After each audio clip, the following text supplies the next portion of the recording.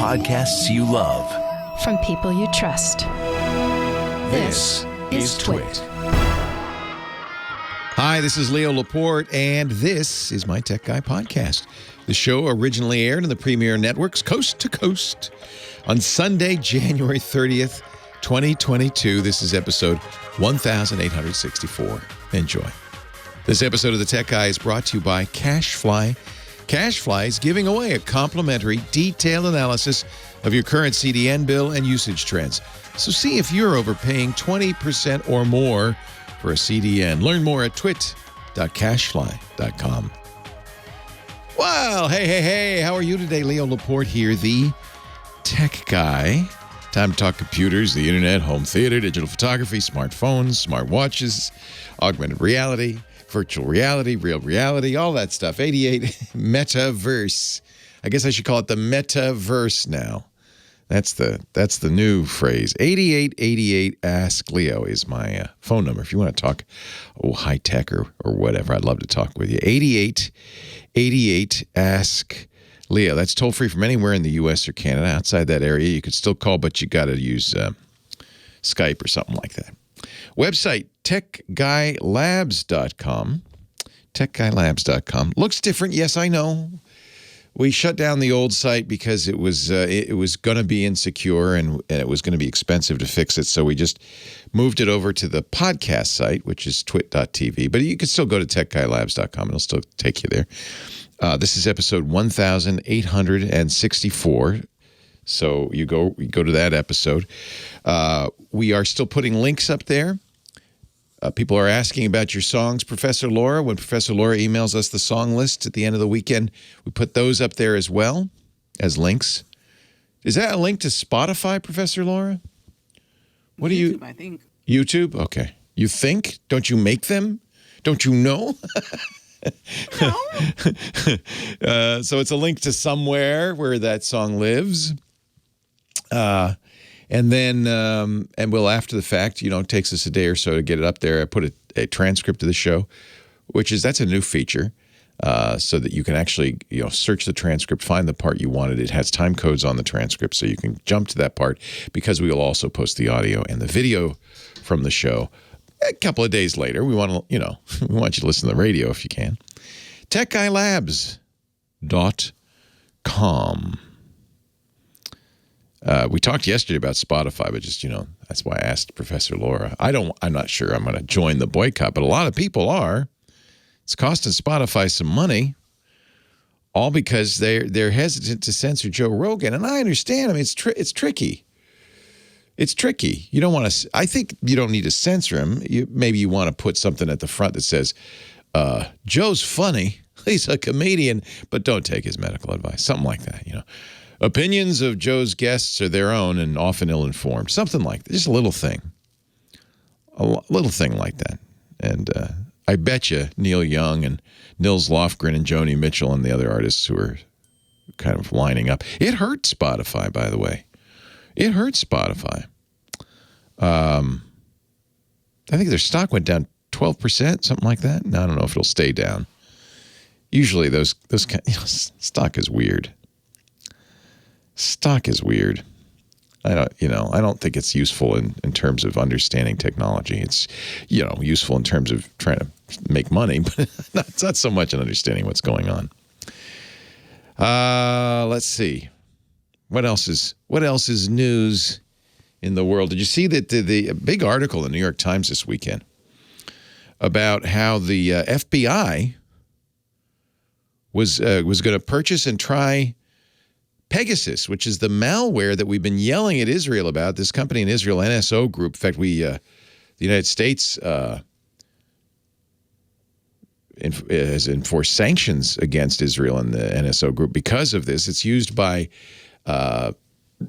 wealthy individuals, not individuals, nation states. Nobody's that wealthy. Well, I guess if you were Elon Musk or Jeff Bezos, you could use it. But generally, it's used by governments to spy on, they say terrorists, but, terrorism is in the eye of the beholder. Usually it's activists and journalists, at least in the case of authoritarian regimes. NSO Group says, we don't sell to those people, but they do. What we didn't know is in 2019, the FBI bought a version of Pegasus. Now, Pegasus has been around for a while, but the FBI, remember, wants to crack into smartphones. They've harassed Apple, trying to get them to let them into their smartphones. Apple's position, and I think it's a hard one to understand, maybe because we don't like terrorists, and a terrorist smartphone is full of all sorts of useful information. The problem isn't the terrorists. The problem is us. As soon as you give the FBI a backdoor, or anybody a backdoor, or maybe weaken your encryption, the bad guys will get it. The history is clear. You can lock it up, you could put it away, but eventually it leaks out. And then we're all less secure by trying to make us more secure. You see why it's a problem? That's what Apple says, and I think they're right. So what did the FBI do? They thought, well, let's see if we can get this malware, and we could put it on bad guys' phones. Pegasus was used to capture El Chapo. According to the Times, thwart terrorist plots, fight organized crime.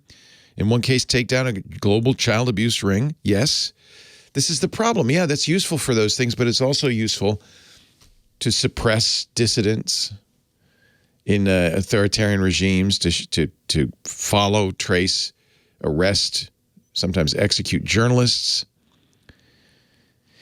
And all this comes down to this tension between law enforcement, which doesn't like encryption, and not just criminals and terrorists who do like encryption, but you and me who like a little privacy from time to time. So even though it was well known by 2019 when the FBI acquired Pegasus, what the Pegasus had been used, for instance, by the UAE to hack the phone of civil rights activists who they threw in jail, in Saudi Arabia against women's rights activists, to spy on Jamal Khashoggi, the Saudi journalist who was eventually killed and dismembered by Saudi operatives.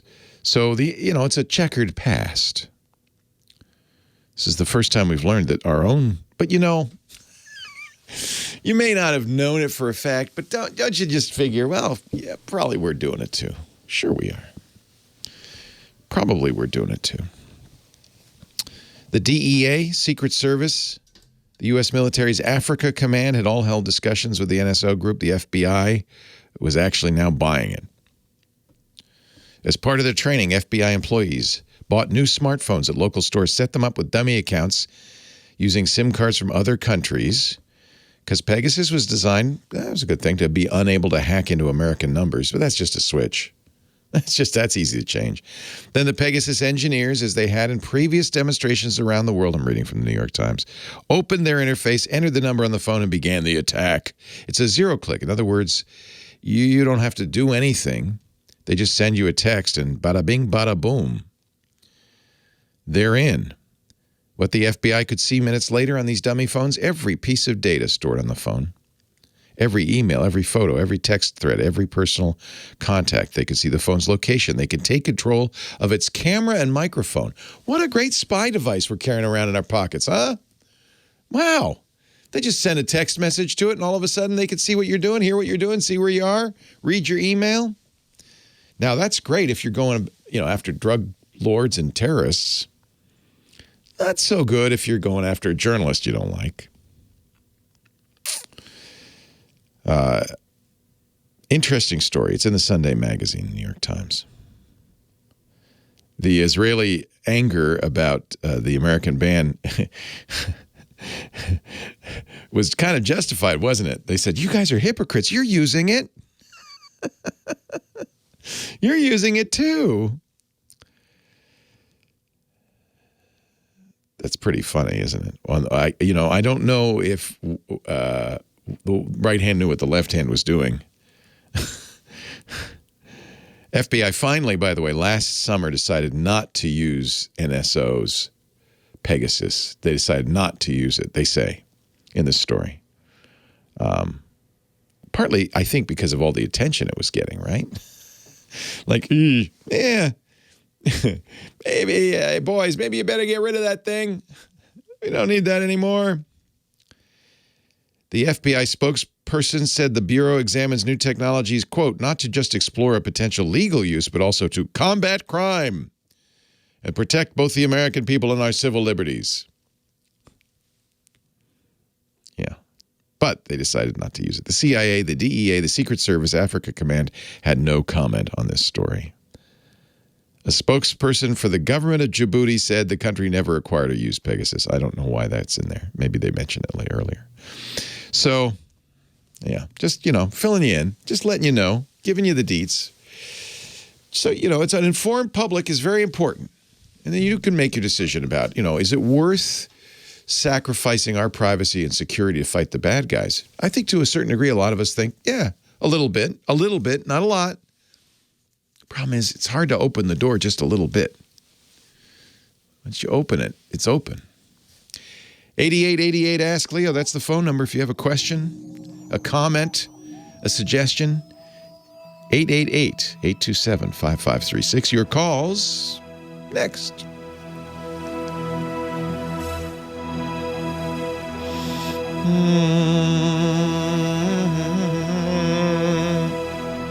Yeah, da da da da da. La la la la la la la la la la. Hi, Sam. Hello, Leo. How are you? Good. You look good. Fine. You sound good. It's good to hear. Sitting in that Chevy there. Actually, that's a Ford Ford. Expedition. Yeah. Yeah.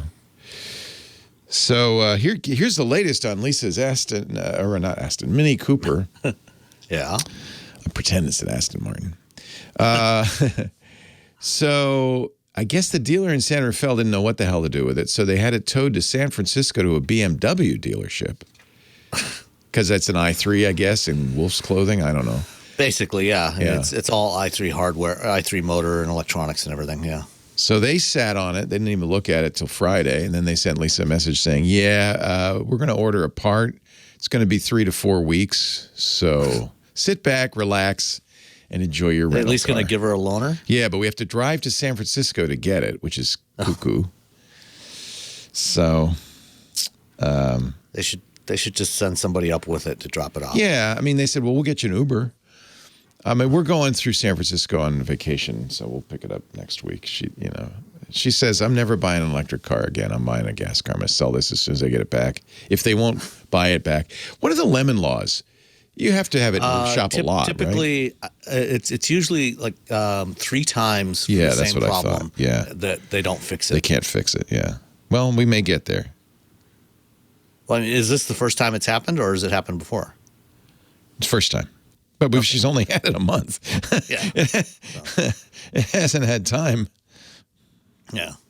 So, it's typically three times, I think, is what it is for a lemon law. It's not a length, not like, well, you're losing the use of the car for 6 months. That wouldn't do it, right?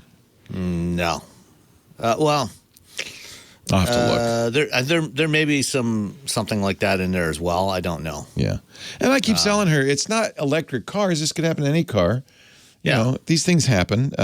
Nothing's perfect. It's really a question of measure of the response. I hate to say it, but Mini has frequently ended up at the bottom of various quality and reliability rankings. That's what she said. Yeah, she said I should have paid attention. Long before they started selling EVs. Yeah, she said I should have paid attention. Yeah. They're a lot of fun to drive, maybe not so much fun to live with. Yeah. Well, she says as soon as I get it back, I'm selling it. If they won't buy it back, she's going to actually ask for a buyback, but if they won't buy it back, and I'm sure they won't. Yeah. Well, these right now, I'm sure it probably actually wouldn't be that hard to sell. Yeah, right? Shh, don't tell anybody. You could probably get all you paid for it in the first place if you sell it. It's just because there's so little inventory still out there. Exactly, yeah. So that's what she'll do.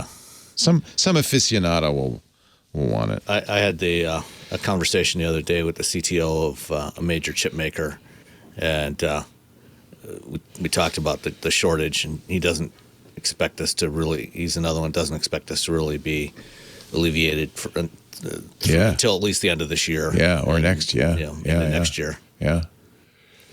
But the funny thing is, he said that they're actually making more chips now than they ever have.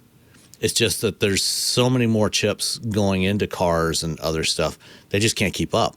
Oh, the vehicle is out of service because of the repair of any number of problems with the manufacturer or agents for a cumulative total of more than 30 days since delivery of the vehicle. I think we're going to hit that.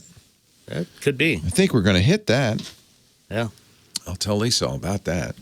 Yeah, I'm sad because I love electric vehicles, but it is a little bit of a beta situation. My Ford's been very reliable, but You might want to take a look at the Hyundai Ioniq 5 or the Kia EV6. I know people are raving over that. Yeah, I haven't driven the EV6 yet, but I've driven the Ioniq 5, and it's an excellent car. Nice. I will check it out. Why are you calling? They just wanted to talk to you, Kim Schaffer, the phone angel, answering our phones and dressed today in a stunning variety of red and gold attire. Is there something going on I should know about? Oh, you're not on. I'm sorry. There you go. There's another game. A game? There's another game. As far as I'm concerned, the Super Bowl was last week when we kicked I Aaron agree. Rodgers behind. Can't believe we snaked through In the that snow, one. but Yeah, but that was good. I don't know if there's going to be anything as good as those 4 games last week, but maybe this week we'll. So as you know, I have another show to do after the radio show. Yes. We do the big podcast, the TWiT podcast, and it normally goes till 5 or 6. It's getting cut short Not today. this time. I'm hoping to make the second half. Lately, it doesn't matter what happens in the first half. No, it doesn't. It's the second half. It's the last 2 minutes. The last, Or the 3 overtime. seconds is what matters. Yeah. So Yeah. I think I'll get home in time. I think you'll get home in time to get enjoy a good dose of what actually happens. Anyway, I like your attire. My son is there. He and his buddies decided to go to we call it Levi Stadium South. Yeah, it is. 65% Niners fans. It's gonna Come be a on, sea LA of Rams red. fans. What the heck? Yeah. Back your Transition your years. team. I guess that's it when you're in a team. Anyway, who should I talk to first? Let's go to Dan in New Jersey. Too bad Scott's not here today because I think he's doing a home renovation and has some home audio fun. questions. Good. I like that stuff. Thank you, Kim. Hello, Dan in New Jersey. Leo Laporte, the tech guy. Hello, Leo. Hello. Hello. The last time we spoke, we discussed the etymology of the Tappan Zee Bridge. Yes. Driving home. I remember that. That was an educational call. Thank you. I learned a lot. Exactly. You always like to get it's task avoidance. Let's talk about something else. So, Anyway, we're doing a Yes. big renovation in the house. Congrats. I'm actually going to have to move out. Oh, wow. Tear out the ceilings and the floors and things. And someone suggested that we put in like a home audio system with speakers in the ceilings, and I've heard you guys talk about whatever, Sonos and other yeah. products. Now, in one way, I just question the wisdom of doing it anyway, because, we all don't agree on musical tastes or podcast tastes. And if it starts broadcasting all over the house, it's just going to be an annoyance. However, if we do go forward, Turn down that rock and roll, you kids. right, who is this Leo Laporte? Turn that podcast off. Yeah, now it's the kids yelling at the parents. I was a big Sonos proponent, and I realized there was a flaw in my thinking. Speakers are great. Speakers don't age out. Speakers are speakers. They haven't really changed much in years. Unfortunately, electronics do. And the idea of a lot of these systems is they're little computers with speakers built in. And while the speakers in your ceiling will always work as speakers, the problem is the electronics behind them. And Sonos, for instance, deprecated their earlier system, said, yeah, it's not good enough. We're going to move to a new system. Your old system won't interoperate with the new system. You'll have to use a new app to use the new system. Oh, and obviously, if it's built into your ceiling, you'd have to replace the speakers in your ceiling. Yeah. So, yeah, I guess you could still use, and we do, old Sonos speakers, but there's a risk in tying, in other words, a risk in tying speakers. So to the technology. So my suggestion would be put normal speakers in there. And instead of wiring the internet to each speaker, just treat them as speakers and have some centralized technology that's playing them. Do you see what I'm saying? Because that you can swap out without taking the ceiling down. Okay, so But are these speakers like are they wireless? Are they wired to each other? They could be wireless. They could. So that's the other thing. And Sonos is suing, by the way. They're unhappy with Google, and they won. I bet you Apple paid them a license fee. But Sonos claims, we own the idea of having many speakers in a house playing the same music at the same time, party mode. We own that. And so Google, and this is the problem, is all these other Bluetooth speakers, other systems are building this in now. And Sonos is going after them, saying, no, can't do it. You got to license it from us, which seems odd, but the courts have ruled in their favor. I've been running speakers on a wire throughout my house since I was, I know. So. The reason you needed technology got in the way. So if you just had speakers, it would work fine. In fact, remember the stereos used to have zone A, zone B, and you could turn on all the speakers. But as soon as you were using the internet, Wi-Fi, or Bluetooth and technology, there was an issue of echo. The speakers wouldn't be synced up. Right. So then it was weird. You were like in a scary haunted castle with same song, different timing, playing all around the house. It didn't work. So Sonos figured out how to synchronize wireless music. But again, you avoid all this if you're tearing it out. I would, and you really want to put built-in speakers. I would do what you did, which is build in regular speakers with speaker wire, and then have a centralized thing, which could be changed out. You'll solve the problem of, echo, because they're all in the same system. And you'll solve the problem of technology obsolescence. Because, now, I guess it's a little more tricky. I guess what I'm saying is don't be swayed by the promise of this gorgeous golden future where everything is wireless, because it introduces all sorts of other problems. Right.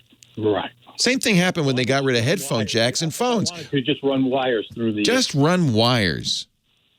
But then can I toggle them? Like, what if I do want music just in the... Well, yeah, you need then a system. As I said, remember the old receivers would have a zone A and a B. You need a system that you can and Celestron and others, a lot of the Chrysler? I can't remember, but a lot of the companies that make these kind of whole home systems have these kinds of systems. They tend to be expensive. Who else would I be then instead of Sonos? Well, for one thing, Sonos no longer has a monopoly on this whole idea, right? So you could put Google speakers, you could put Apple speakers. At some point, Google's going to make a deal with Sonos and solve it. I just worry about putting the technology in the speaker. Leo Laporte, the tech guy. So, I'm not being very helpful. Sonos is still a great way to go, I think. And I think they've made, you're now going to be getting the second generation Sonos products. So you've got at least 10 years before you have to tear your ceiling apart again. Yeah. Make it easy to swap them. So Sonos does make ceiling mount speakers. Right. And presumably, if at some point, and it'll happen because technology moves, in 10 years, they'll say, oh, now you need Series 3. It shouldn't be so hard to swap it out. It'll be the same form factor, I'm sure. But now when you said, though, use like Google speakers or Apple speakers, you're just not talking about the ceiling ones anymore. You're just talking about... Yeah.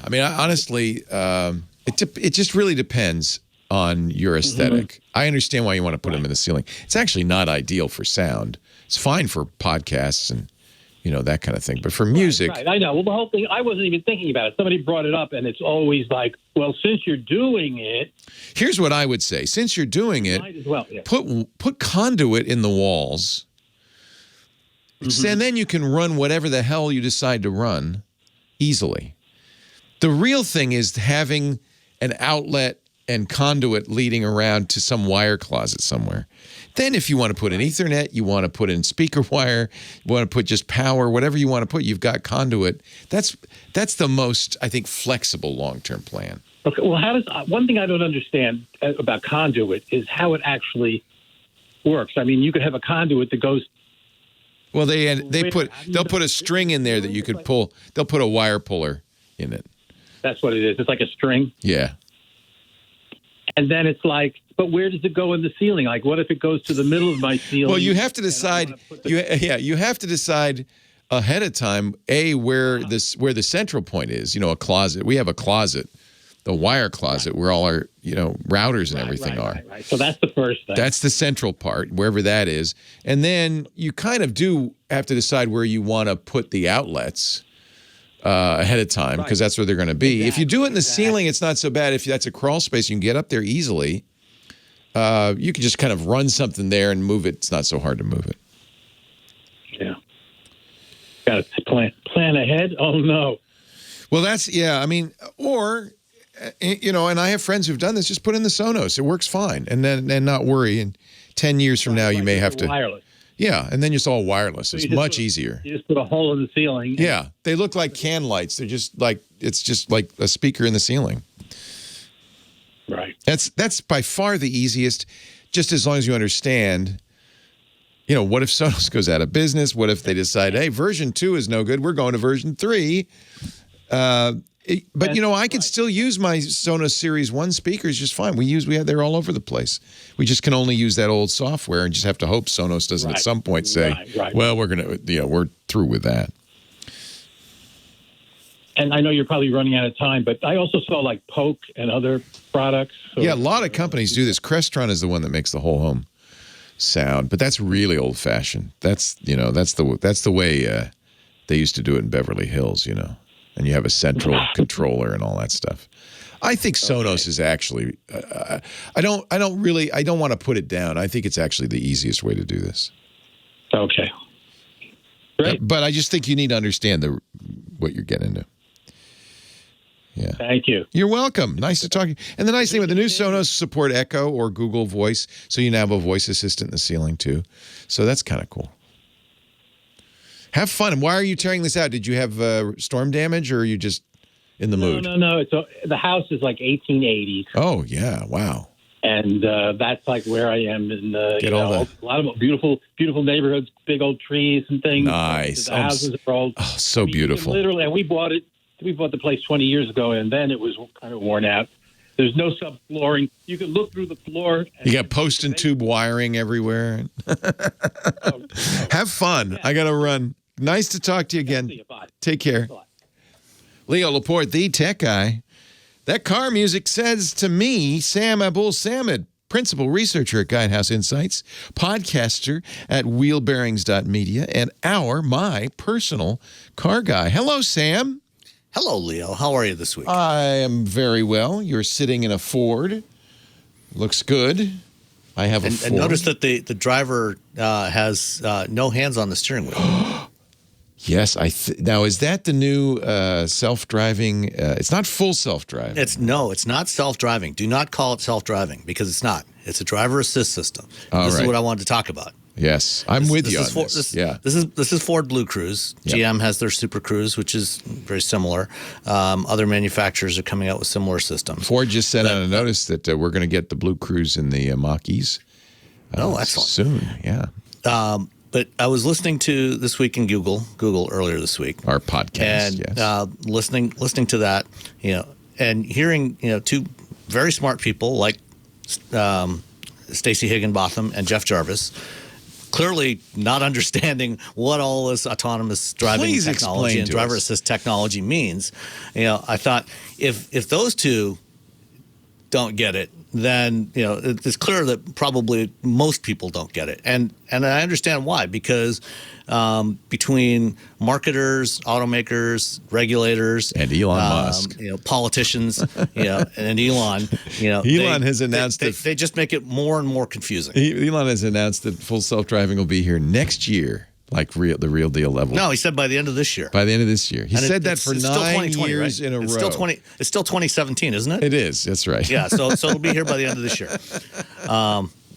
So some Twisted Mister in the chat room says you should call it full self-crashing. I don't think it's quite that bad. It's more about the label than what these things can do, because they're useful. Right, and the labeling is often very confusing. because, first of all, there's no standard labeling for this stuff. Right. There's one standard taxonomy which Society of Automotive Engineers came up with, which is these levels of automation, which only makes the problem worse. It's a terrible system. Level 4, level 5. Level 5 is like completely autonomous. This is the thing. Listening to Jeff and Stacy go back and forth, they were confused. They don't know what those levels mean. Yeah. And 99% of people don't have any idea what those levels mean, including Elon Musk. So what I wanted to get at today was, you've got this system of levels that I think most people should just ignore. Anytime you hear somebody start talking about levels, just tune out. Unless they actually tell you what the system does, the actual functionality. And the way that I like to describe it, and I've got an article that's coming out soon on this, and I didn't actually create this way of describing it, and I honestly can't remember who it was. But if you hear this and you know who originated this idea, please let me know so I can give them credit. Yes. But it's the idea of feet off, hands off, eyes off, brain off. Okay. So you've got. Oh, that's easy to keep track of. This is your four levels. Yeah. So, with a traditional vehicle that doesn't have any driver assists, everything's on. Feet on, hands on, eyes on, brain on. You've got to be paying attention. You got to watch the road. Hands on the wheel, feet on the pedals. Yeah. As you get to things like adaptive cruise control, now it's feet off, but hands on, eyes on, brain on. When you get to something like BlueCruise or Super Cruise, it's hands off, but it's still brain on and eyes on, because you do have to watch the road all the time. And you have to be paying attention and be ready to take full control, put your hands back on the wheel, put your feet on the pedals at any moment. And then, when you go eyes off, now, but you're still brain on, this is where things get really nasty. So everything, what Tesla sells today with autopilot and even full self-driving, the full self-driving beta is still hands on, eyes on, brain on. Okay. Autonomous is not until Which you is get. funny because a lot of Tesla owners turn the brain off. So maybe I know, and that's the problem. Yeah. You're not actually autonomous until you can go everything off, feet off, hands off, eyes off, brain off. Then you're autonomous. Anything less than that is not autonomous. It's not self-driving. It's a driver assist system, and that's the way it should be considered, as a driver assist system. Now, what started this conversation on Twig earlier this week was, I think Jeff brought up, something that came up in England, where they're looking at some regulations, and one of the things that they're talking about is this idea that for autonomous systems, the manufacturer should be liable for it if something goes wrong. And what they're actually talking about in the UK is for a truly autonomous system where it's brain off, where the human driver does not have to supervise. That I fully support the idea that should absolutely, if you're brain off, the system, the manufacturer, the creator of that system, as the driver, because when we drive, if we make a mistake, we're liable for it, right? Right. We're the ones that get a ticket. Whoever's driving the vehicle is liable for the way that vehicle behaves. If that happens to be a piece of computer software and a human is not involved in that process in the operation of that vehicle, then the manufacturer of that, whether it be the automaker or a supplier that they're working with to do that, should be responsible. They should be liable if anything goes wrong. Anything less than that, then the human is going to be liable. In fact, a Tesla driver is being prosecuted right now because he let the car go through a red light and hit people, and the car was never designed to stop at a red light, at least in those days. And even now, even though if you have the FSD beta, they technically say it'll respond to red lights or respond to traffic signals. Sometimes it does, sometimes it doesn't, which is why they explicitly tell you must keep your eyes on the road and hands on the wheel. Now, how about this BlueCruise you got here? The guy's or gal's hands are not on the wheel, but she's looking at the road. Right. So she's responsible.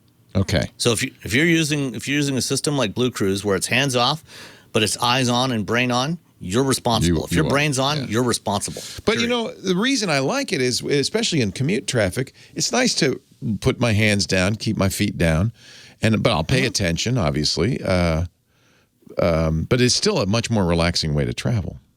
Yeah, it certainly can be. And, I'm not saying that we shouldn't do that. I'm reminding people that you are still ultimately responsible when you're using that. Yeah. You cannot lay back and take a nap. No. You can't climb in the back seat. Tempting as it may be. You can't text. You still have to be watching the road. Now, there are a couple of systems. There's recently Mercedes-Benz launched their Drive Pilot system in Europe, which they call a Level 3 system. This is a system where you don't have to watch the road. You're still brain on, but you don't have to watch the road. And Mercedes explicitly says that when the system is active, we are liable for anything that happens. If there's a crash while the system is active, we are liable for it. So the human driver is not responsible in that case. And Volvo was actually the first company to come out and say, when we do launch systems like that where the driver is not required to supervise, then we will be liable for that. Oh, that's interesting. That's what the discussion was, by the way, on the podcast is who's liable? And it makes sense. As long as any part of you is turned on. Wait a minute, that didn't come out right. You're liable, Yeah. And I personally think that's the way it should be. The manufacturer should be liable in that case because they are effectively the driver. People are talking about, though, building living rooms on wheels where there's no controls at all. I mean, obviously, you're not liable in a case like that.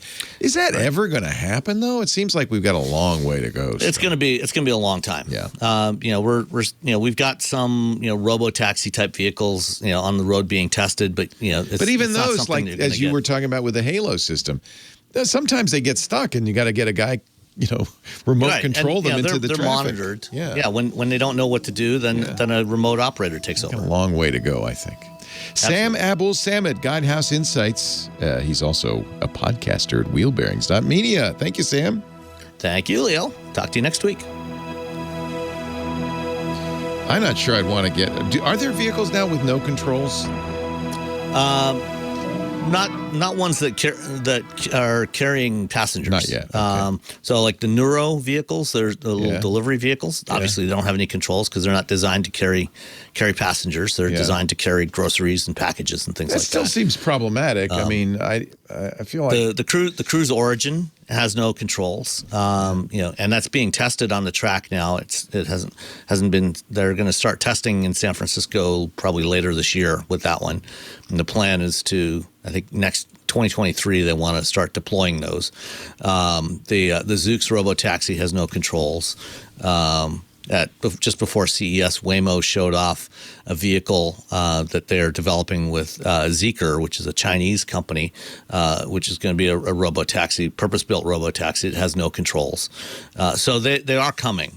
But again, these are not vehicles that you're going to buy. These are vehicles that are going to be operated in fleets, in various types of service models. That's fine, because they're going to take away my driver's license in a few years, and I want that to be around.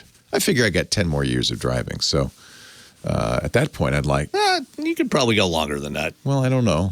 You're only 65. I'm still alert, but I don't want to be one of those older people who backs her Impala into the neighbor's yard because they put the feet on the wrong pedal. So. Yeah, and that's that is one of the reasons, one of the rationales for developing this kind of technology, for developing automated driving technology, is to enable people who can't drive, whether it's because they're elderly or, they have some physical limitations, whether they're blind or, whatever else it might be, that are unable to drive, to still have freedom of mobility. That's right. That's exactly right. That's a great reason for doing this, to allow people to get around, get out of the house, and hopefully it'll be safe enough to actually leave the house someday. I like that. I think that's a great reason for doing this. Yeah. Well, it's not why they're doing it. I mean, the reason there's all this energy put into it is because of companies like Uber who, really don't make any financial sense unless you can eliminate drivers and truckers and all that. Yeah. There's financial reasons. It's not to help Leo when he gets old get around. Yeah. But, in the long term, as more and more companies, get these technologies out there, I mean, that is one of the rationales. Oh, yeah. For it. We have an aging population there. Yeah. Somebody's going to need to drive them. Ain't going to be my kids. Kilotech said have Grand Theft Auto used for driving tests.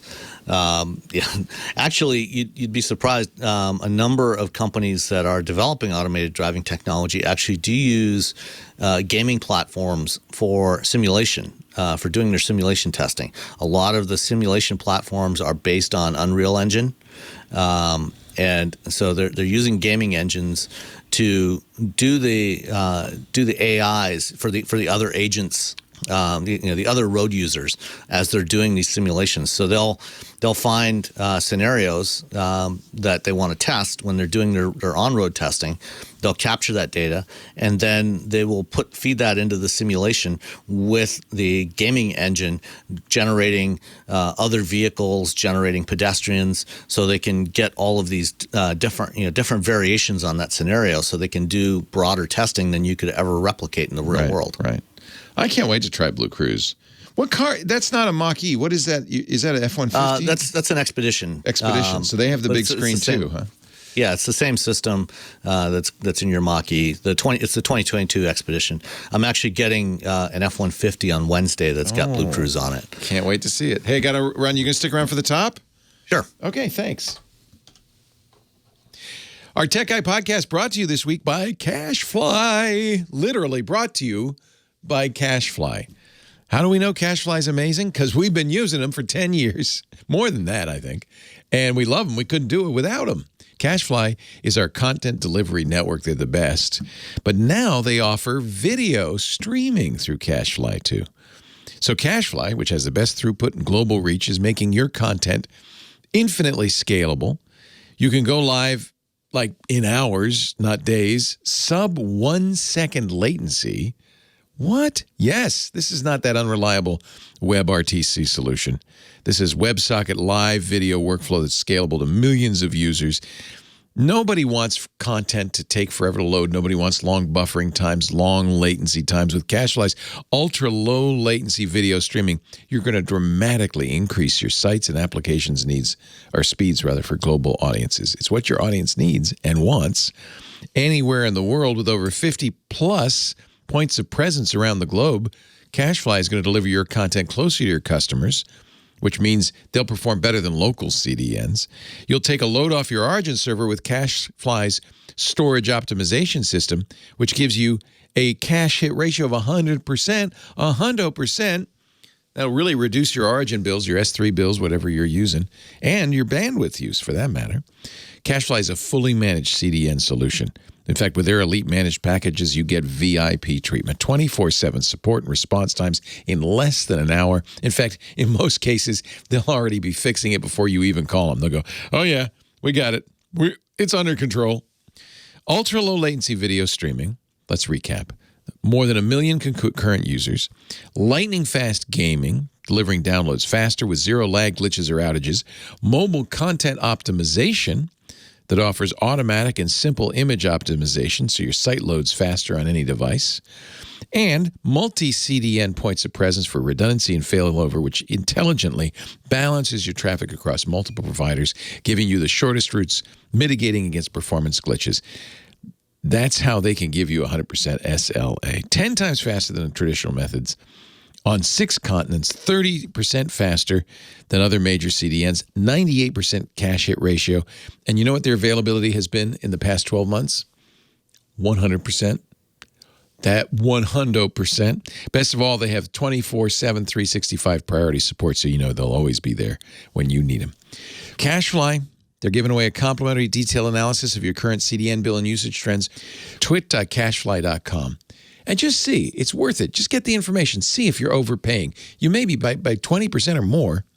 Twit.cashfly.com.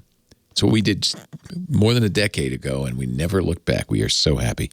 Twit.cashfly.com. Thank you, CashFly. Thank you, thank you, thank you. Now back to the tech guy. Leo Laporte, the tech guy. 8888 Ask Leo, the phone number. Coleman's next. From France. France? Hey, Leo. Hi, Coleman, you mean France? In France? the country France? Oh, wow. Yes. Or France, as they say. Oui, je suis en France, comme ils Oh, say. très bien. Where in France are you? Just south of Paris. Nice. Nice. About 20 miles south of Paris. So, yeah, nice area. Yeah. We stayed roughly there some years ago in Django Reinhardt's small town, Samois-sur-Seine. It's a beautiful area. Yeah, no, definitely, yes. Yeah. So what can I do for you in France? Well, I was actually calling because, as a kid, I used to enjoy, this might sound a bit geeky, but I used to enjoy making databases with FileMaker Pro. Ah, the good old days. You know, it's still around. Exactly. Yeah, but, from what I can tell, it's pretty pricey. It's really aimed towards professionals. It's business, yeah. It was as well, but, yeah. As a kid, I got my hands on it, and there was also the ClarisWorks version of it as well. That's right. Which was so Apple, used to own both these companies, FileMaker and ClarisWorks. They kind of sort of do. I think they've spun them out. But FileMaker was great because it allowed you to design it. It was a database program, but it allowed you to design a beautiful front end. It was really an application making tool. And I wish they would kind of continue to do that because there's a lot of people like you and me, frankly, who would use it. People would make CD databases and I collect mechanical keyboards and sets of keycaps, and I wanted to be able to make an inventory of all that. And FileMaker, I was thinking back, I was like, FileMaker would be perfect for this, but I just can't find any alternative. It was very visual, which was nice. So UI came first, the user interface came first, and then you could hook up the database to the fields and so forth. It was really good. This is a good question. Is there anything like that today? I think... I've been tempted to download FileMaker and play with it just because I, like you, have these fond memories of the early days. I think there's still kind of a inexpensive enthusiast version of FileMaker. There's a free trial, certainly. Let me just look. You don't have to have a server, in other words. Oh, yeah. See, now it's $19 a month. Yeah, that's not affordable, is it? I'm willing to get a standalone solution. Yeah. Not willing to pay a subscription. So what we want is it's called a relational database, which is pretty sophisticated, that has a great graphic design tools and allows you to make a pretty thing. The chat room is saying, and I know this will not be a solution for you, Access, Microsoft Access, part of the Microsoft Office series.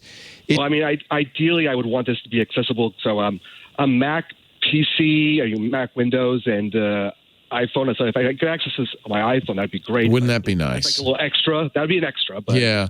So FileMaker is cross-platform, which is nice. They've really changed it. I wish they had kind of like a FileMaker enthusiast license. Single licenses for individuals that don't need to share data with others. Let me just look at that. And then you're in France. You have your own region. Uh-oh, suddenly it's going to be in French. 576 euros. Forget about it. That's real money, man. Wow. So there is a standalone version, but it ain't cheap. Holy cow. For now, the best solution I found was using numbers with my Mac, and the unfortunate part is you can only input images from a Mac. You cannot do it on the web version. Yeah, it's not cross-platform. That is the good news is Apple's iWork package persists and has become very good, but it's only Mac. And Mac and iOS. And, it's got all the presentation features between pages. And in Keynote, Alex Lindsay on our Mac. Well, as I was saying, that's the thing. With the iPad version, you cannot input images. Yeah. You have to use the Mac version for that. Yeah.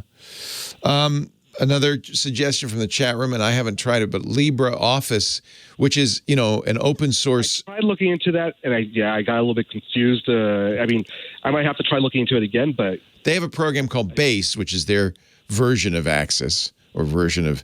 Yeah, the world has moved on. I think databases now are perceived as something way too complicated for mortal men. And if you look up database online, you're basically just finding results for like SQL and all that. Yeah. Somebody, it's the same thing with HyperCard, which was another technology that. Oh yeah, that was beautiful. Emerged on the Mac and really empowered anybody, including kids, to create amazing things. And it's disappointing that those don't exist anymore. Or if they do, they're toys like, the Swift playgrounds that Apple puts out on iOS. Yeah. They're not really powerful. It's possible to do both. We did it 20 years ago. I guess the market doesn't exist. I don't know why. Any other suggestions from the chat room? I will more than welcome them. But yeah, I don't know of anything off the top of my head. I think the closest there's also, and this is going to be very similar to FileMaker. Soho Office has, and what I was looking at is maybe making some line of work software for our podcast network. And I thought FileMaker would have been perfect for this. Then I looked at Zoho, ZOHO.com. They also have a database that's very programmable. I think they might have a completely free tier because they want to get you in, just like Google does with their workspace. They want to get you in as a business. But you might take a look at that. Yeah, I'll look into that. I was very impressed with, you can make full standalone applications that are completely cross-platform. I think it's a really interesting product, but I just haven't spent the time to play with it. A lot of times what happens with this stuff is it's kind of a dead end. And just as you were with FileMaker, you have to rely on the kindness of strangers, in this case, Apple, to continue to make it and make it available at a reasonable price. And unfortunately, strangers' priorities do not often align with our own. Unfortunately. I like your... Now, you speak beautiful English, Coleman. Are you French or are you from the U.S.? I'm from the U.S. Before moving to France back around 91, I was actually in your neck of the woods. I was actually over in Guerneville, if you know that. Oh, I know Guerneville very well. Up in the wine country. Now, what brought you to France? I was a kid. I moved to France with my mother when she nice. Moved there, so. Nice. And you stayed? Yeah, exactly. I love it. I think it's beautiful. Yeah, and you could take the train into Paris anytime you want. That's living. That's living. We love Saint-Ouen-sur-Seine. Well, we will keep looking for something for Coleman because I agree with you. FileMaker was an amazing thing. Cross-platform. I think Zoho is going to be your best bet, Zoho Office. It's fairly inexpensive. Well, I have the site pulled up, so I'll look into it. Yeah, it's confusing because they do everything. They do email, bookkeeping, meetings. They have financial software, CRM software, sales and marketing software. But in there, deep down, if you dig, they have databases that let you make completely custom solutions for multi-user or single user. What do you want to make? Keyboard database or? Yeah, exactly. I mean, I collect mechanical keyboards, nice. Custom-made stuff, and so and nice. Just want to make a little catalog of what I have. What's your favorite? You like the clicky keyboards? Oh, no, Topre. I'm a Topre fan. Topre. It's actually a rubber dome, but fancy rubber dome, let's say. and so that's the keycap maker that you like. Not No, the actual type of switch. It's a TOP. Topre. Okay. I'll have to check it out. TOPRE, yeah. Yeah, this has become it's become a thing. People are like, "Oh no, I'm a Topre guy. I don't know. I don't use those." The clicky, those red keys. No, those are terrible. I don't use those. No, the reds are linears. I mean, I have them all. So. Yeah, I bought many moons ago for a great price a refurbished IBM keyboard. It has a wonderful spring mechanism. Sounds like in the office, people might get a little mad at you. Sounds like artillery when I'm typing. Hey, a pleasure to meet you, Coleman. Thank you for calling all the way from beautiful La Belle Pays. Have a great day. Thanks for taking my call. Take care. Topre, I'll have to look at these. Whoa, they're expensive. Good keyboards are.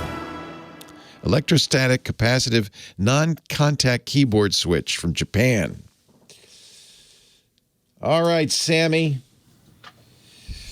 I am going to get a cup of Joe. You get to whole 8 minutes and some seconds to take over. It's a Abuelsamid takeover. Okay.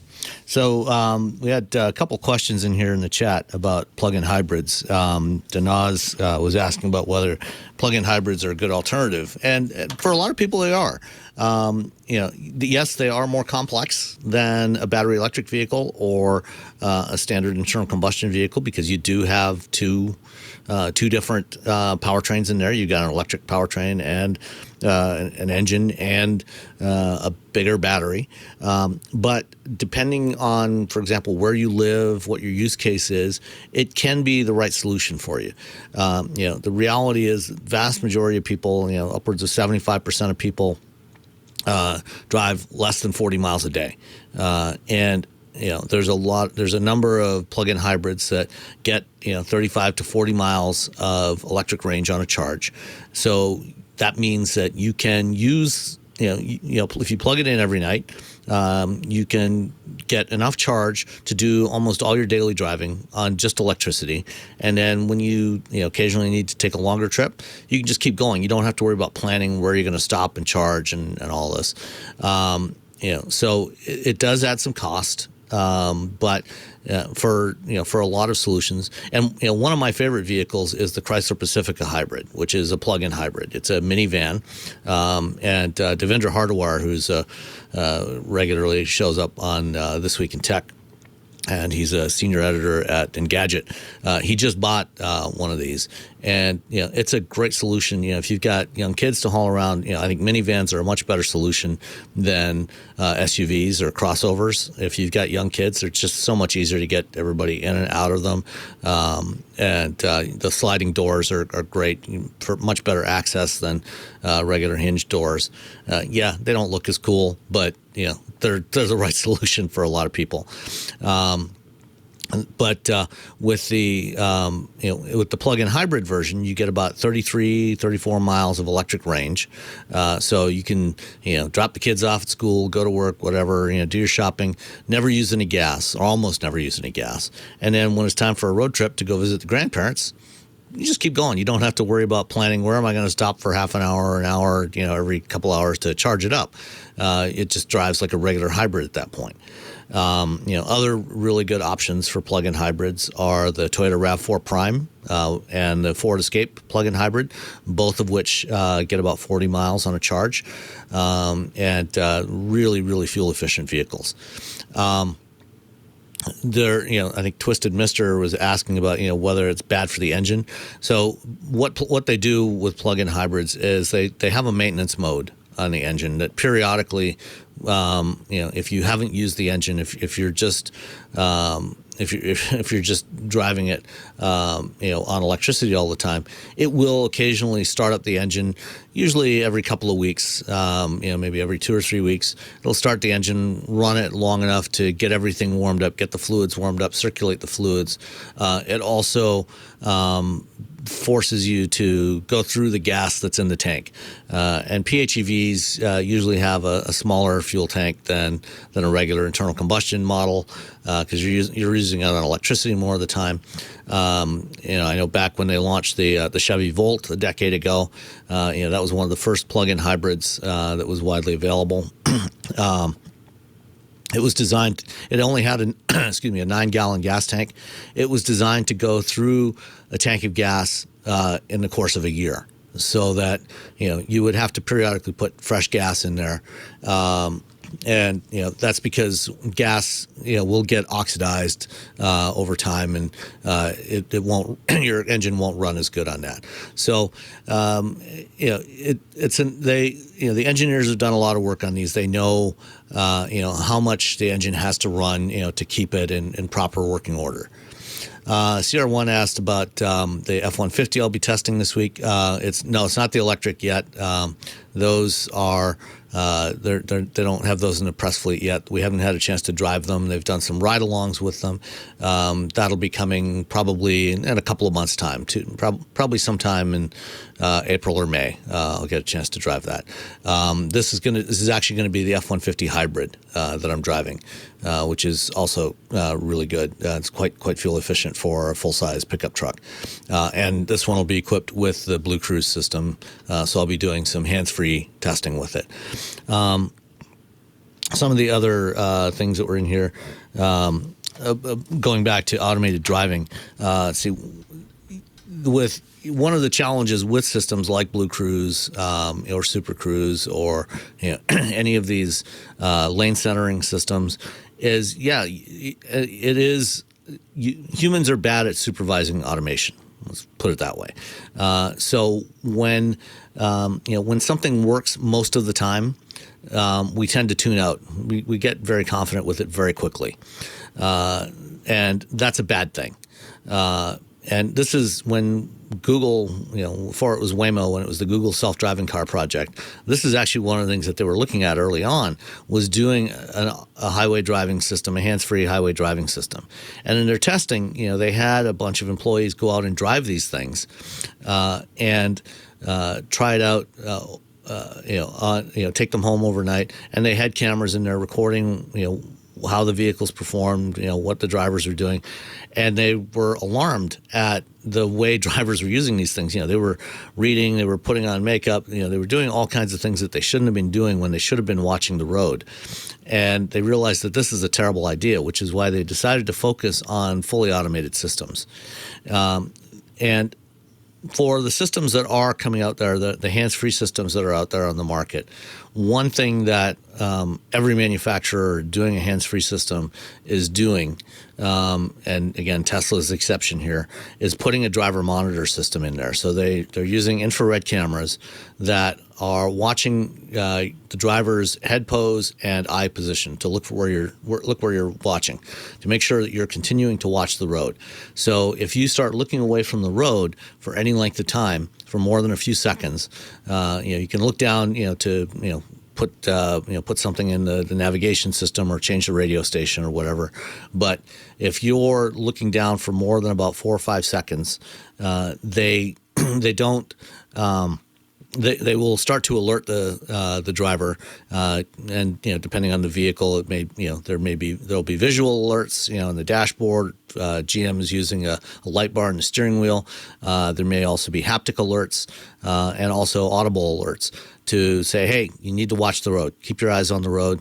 And if you don't respond, then the system is designed to actually start slowing the vehicle down. So, for example, if you become incapacitated, if you have a heart attack or stroke, while you're using the system and you can't respond, it will start slowing the vehicle down and bring it to a stop and turn on the four-way flashers to alert other drivers around you that, hey, there's a problem here.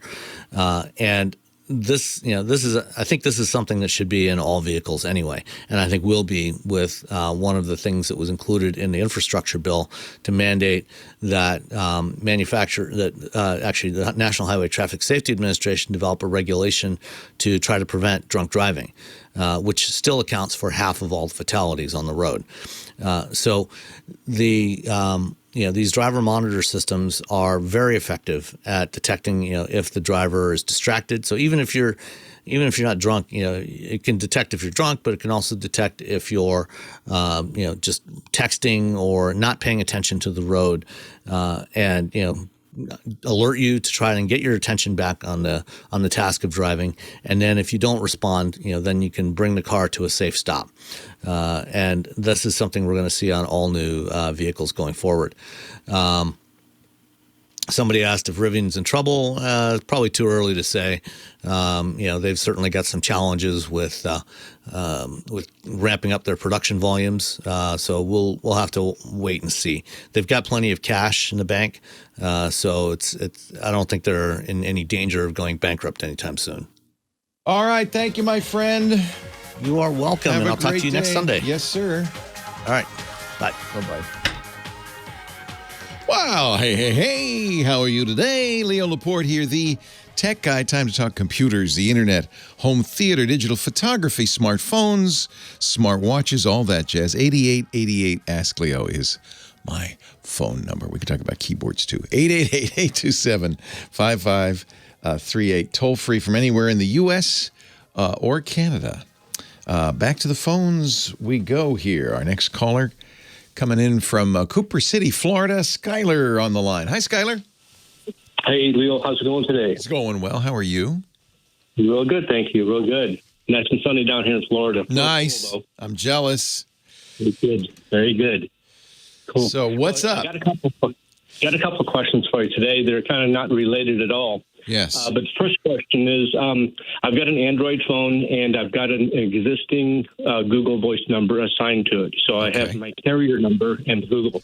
Yes. I also have several other Google accounts for email, maybe 3 or 4 on the same phone, calendar, things like that.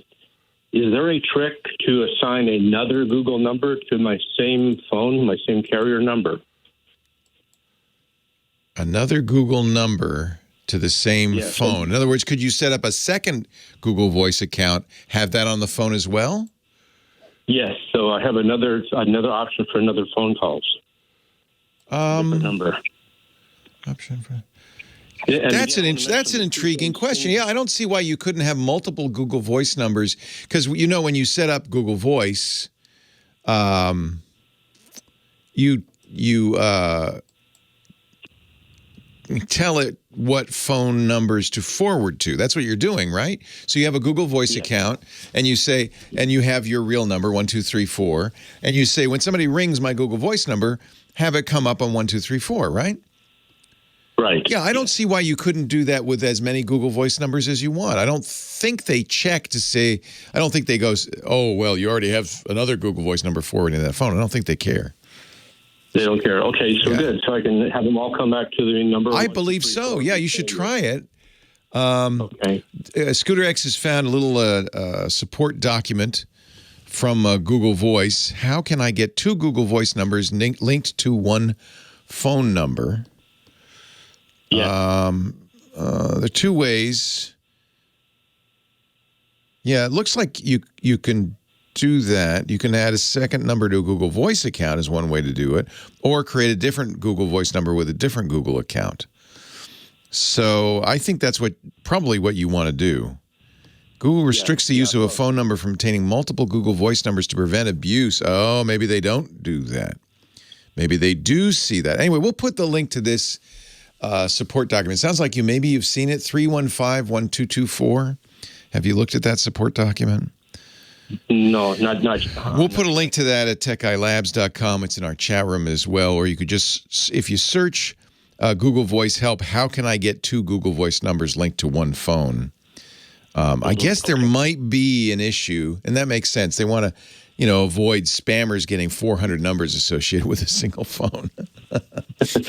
Yeah, that's true. So, but it looks like they've got 2 different ways, 2 different workarounds, and they've got the pros and cons of it. If it's going to work, it'll work this way. I can see maybe now why they would kind of try to say, "Oh yeah, you're already using that phone."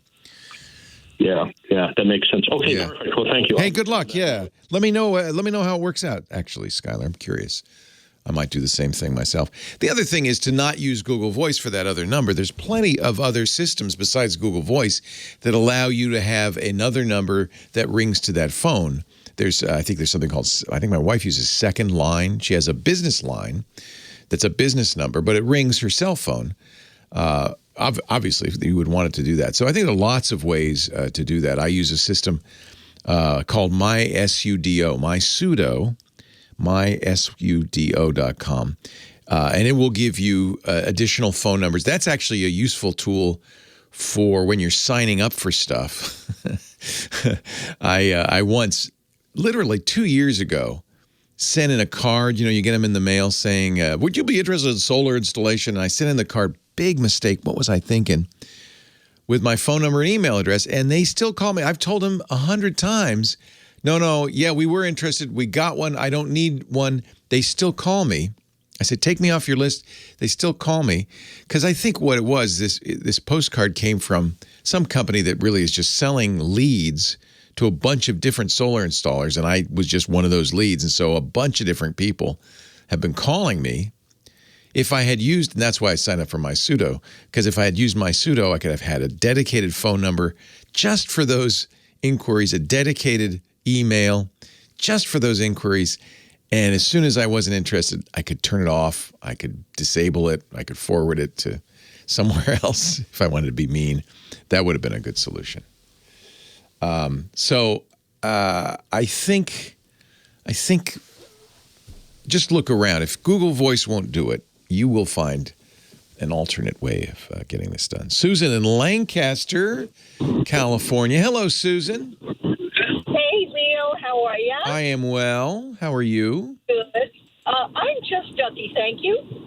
I have a sister who is extremely computer phobic and doesn't want to do anything extra on a phone except take calls and text. Yes, like we used to do in the old days. Like, yes. Now, she has a 5 now, an iPhone 5, and it's really starting to wear out. And well, wait a minute. That's a computer. So she just doesn't use it for anything? It's just... she just uses his phone and text thing. She never adds apps or anything. Yeah, exactly. Got it. So, every now and again, she'll get a picture or a video. So the replacement for that is the iPhone SE. Oh, okay. That's the best one, and that's probably not too expensive. It's their less expensive one. It's designed for people like your sister. It's small, too. In fact, it's roughly the size of the 5. But it's more up-to-date. It has up-to-date guts in it. And I should tell you that it is expected that in March, Apple will announce an updated iPhone SE that supports 5G and probably has the new A15 chip in it. But the current iPhone SE is an update, I think, for her. Is hers wearing out or? Well, yeah, it is. And I don't know if there's any way to stop the iPhone. They're getting so complicated. Yeah, I know. It's going to be. The good news is Apple has not. Apple actually understands your sister, and they really. Okay. In fact, that's one of the reasons there are a lot of people, geeks like me, who go, "Oh, I don't like an iPhone. I want to customize this and make all the colors different." Blah blah blah. Your sister didn't want to do that, and so iPhones are pretty much the same interface they've always been. You can simplify it for her by dragging away or just hiding apps, so that you can make her home screen just look pretty boring with just text, phone calls, and that's it. Yeah. The SE is an equivalent of an iPhone 8, so it's 3 generations later. But what you'll like about it is it's the same design as her iPhone 5. So it's just a more modern version of what she's already got with a home button and everything. As I said, if she could wait 2 months, there'll be a new SE. But my guess is it won't have the home button, the fingerprint reader. It'll be more like an iPhone 10 or 11. And that may be too much for her. So SE would be a good choice. Yeah. Good. Yeah. Okay, perfect. Thank you so much. Hey, thanks for the call. I appreciate it. See, that's what I'm here for. You want to buy something, call me first for the geek or the non-geek. I also want to say something, because I think there are a lot of people out there that I don't want all this computer stuff. I just want it to be like it used to be, with a phone as a phone and all that. And I am. You might think, oh, Leo's not going to be sympathetic. I am. I get it. Nobody should be forced to do, this technology stuff. I happen to love it. It's my thing, man. But don't feel bad if you don't like it and don't want to use it. Nothing wrong with that. There are some advantages, I admit, to being connected in the modern world, but there are plenty of disadvantages too. 8888 Ask Leo. I'm just glad you listened. Leo Laporte, the tech guy. More of your calls coming up. I once asked the captain back in the day how he felt about Napster and all the music systems that, people were complaining, Metallica was complaining about stealing our music and all that stuff. Because I thought, well, Captain Tennille probably have a few songs on Napster. He said, I don't care. He said, I don't know. You should ask Neil Sedaka. He's the guy making the money. And and it was important. Actually, it was a learning experience for me, because in fact, royalties are generally not so much for performance as they are for composition. So Captain Tennille weren't all that worried about making money from the performance. It was the songwriter who was losing out. I don't care. He said, I don't care. At least that was my interpretation. So, if you are curious about this and you kind of want the artist to get rewarded, probably worth looking at the streaming music systems. You can find this online. I'll put a link in the show notes. How much each of them pays the artist. And there's a big difference. There's a big difference between the most and the least. How much do artists get from streaming?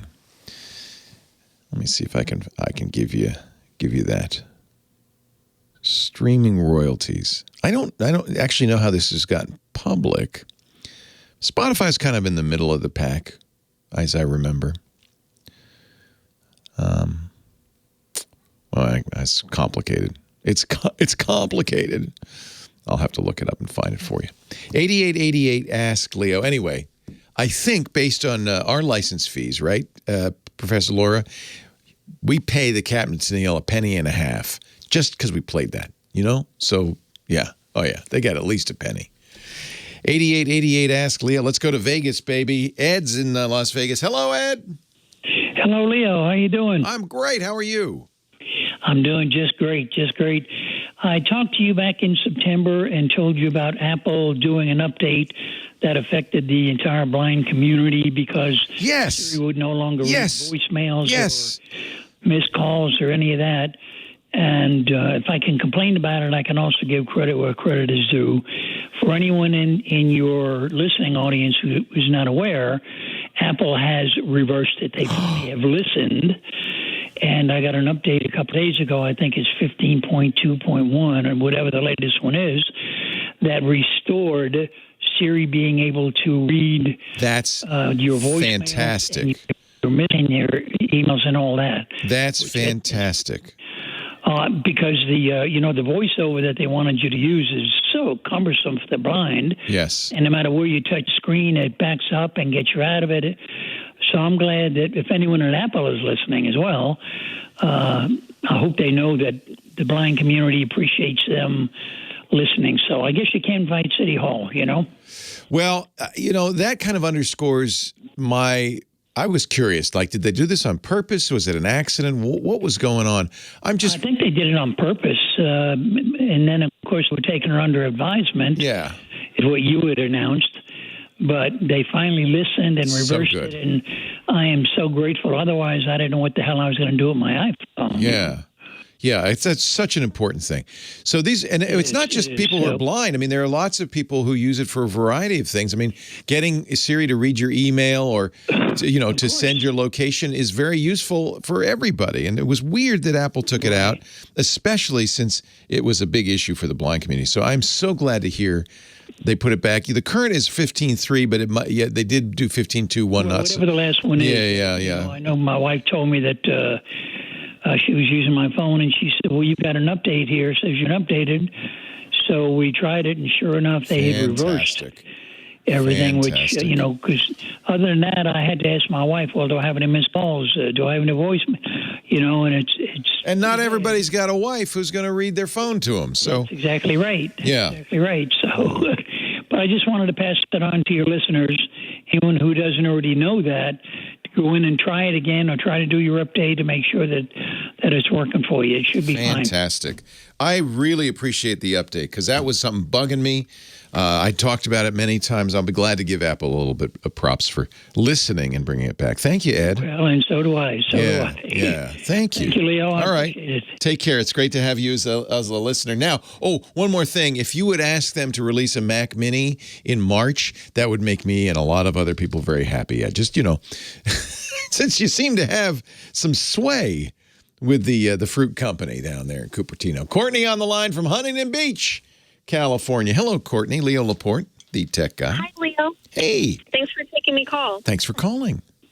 Hey, I have a Nokia 3310. I've had it for the past few years, and I really like it. Wait a minute. Past few years? You've had it for 20 years. Well, it was the new release. Oh, that's right. They redid it. Yeah, this is the old candy bar Nokia that was so popular that they re-released it. It's awesome. Yeah. Yes. What color is yours?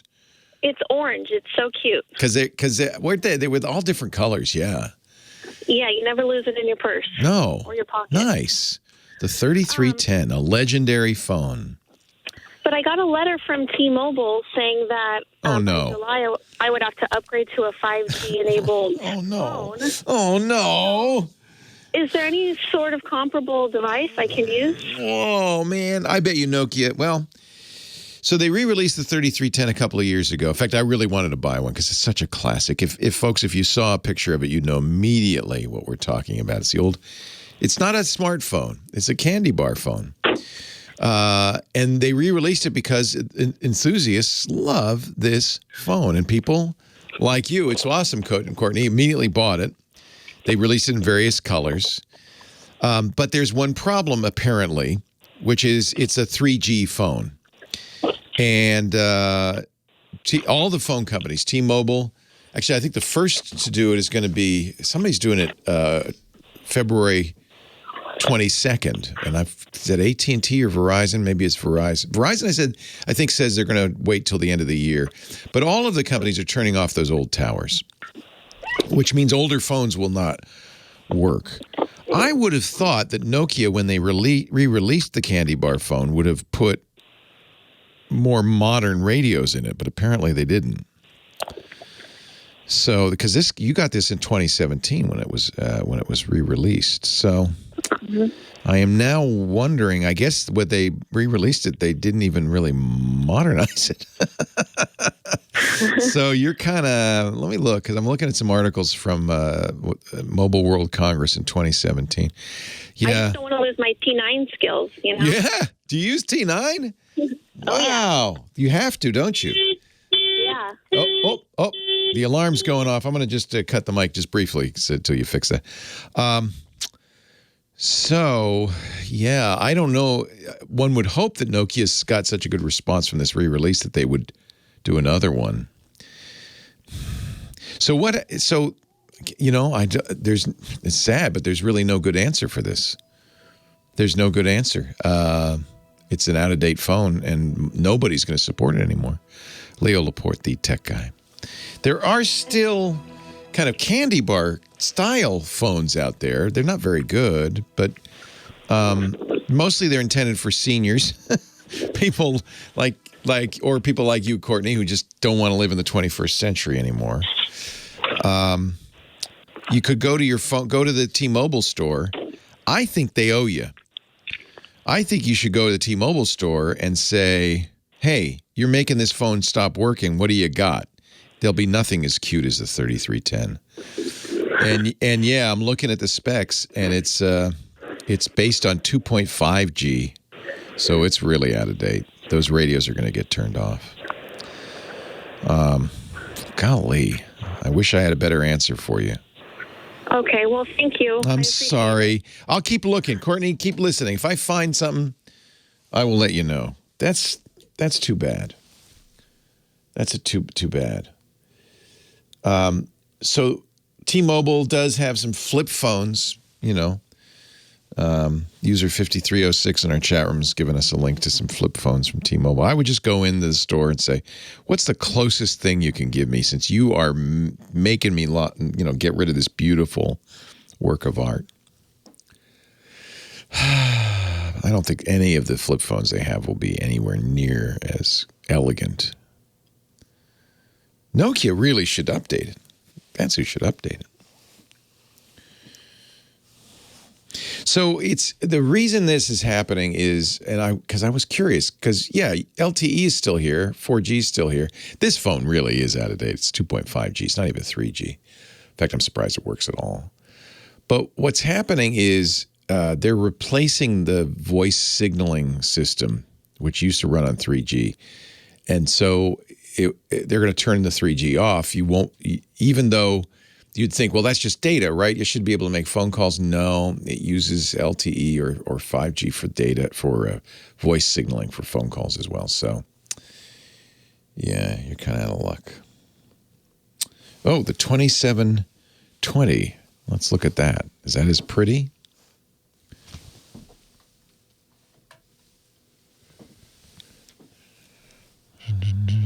No, it's, it's not bad. It's a flip phone. It's 4G, so that would work. It's smart, though. Or semi-smart. And it looks like only Verizon carries it. That's pretty, though. I like it. That's clearly in the, kind of the same vein as releasing the 3310. It's kind of a cute phone.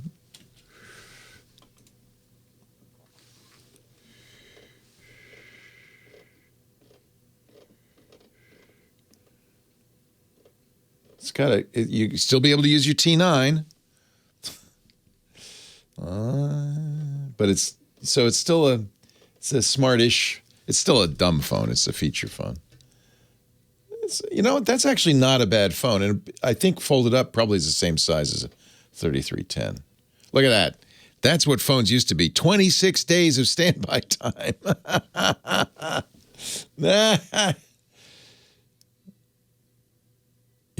That might be your best bet. Unfortunately, it's sold by Verizon. I bet you, though, you can get an unlocked one that works for T-Mobile. You just need a GSM unlocked one. Don't take away my Kodachrome. I need it. Well, no, I don't, because I have a camera phone. But and there's no more Kodachrome. And there's no more anyway. They already took it away. But fortunately, we do have Chris Marquardt, my personal photo sensei at sensei.photo, here to help us get better pictures, even with Kodachrome, if you can find a roll somewhere. Hi, Chris. Now you won't find anyone. Very likely, no one will be able to develop it because Kodachrome had a very specific development process. Yeah. But you still shoot film. Lab equipment. I do shoot film. I know absolutely. you did a whole book on film photography. What film are you using these days? Handbook, yeah. I'm very firm in the black and white camp. I love my Kodak X Tri-X. My Tri-X ASA 400 large format kind of. Yeah, got that nice grain. It's beautiful.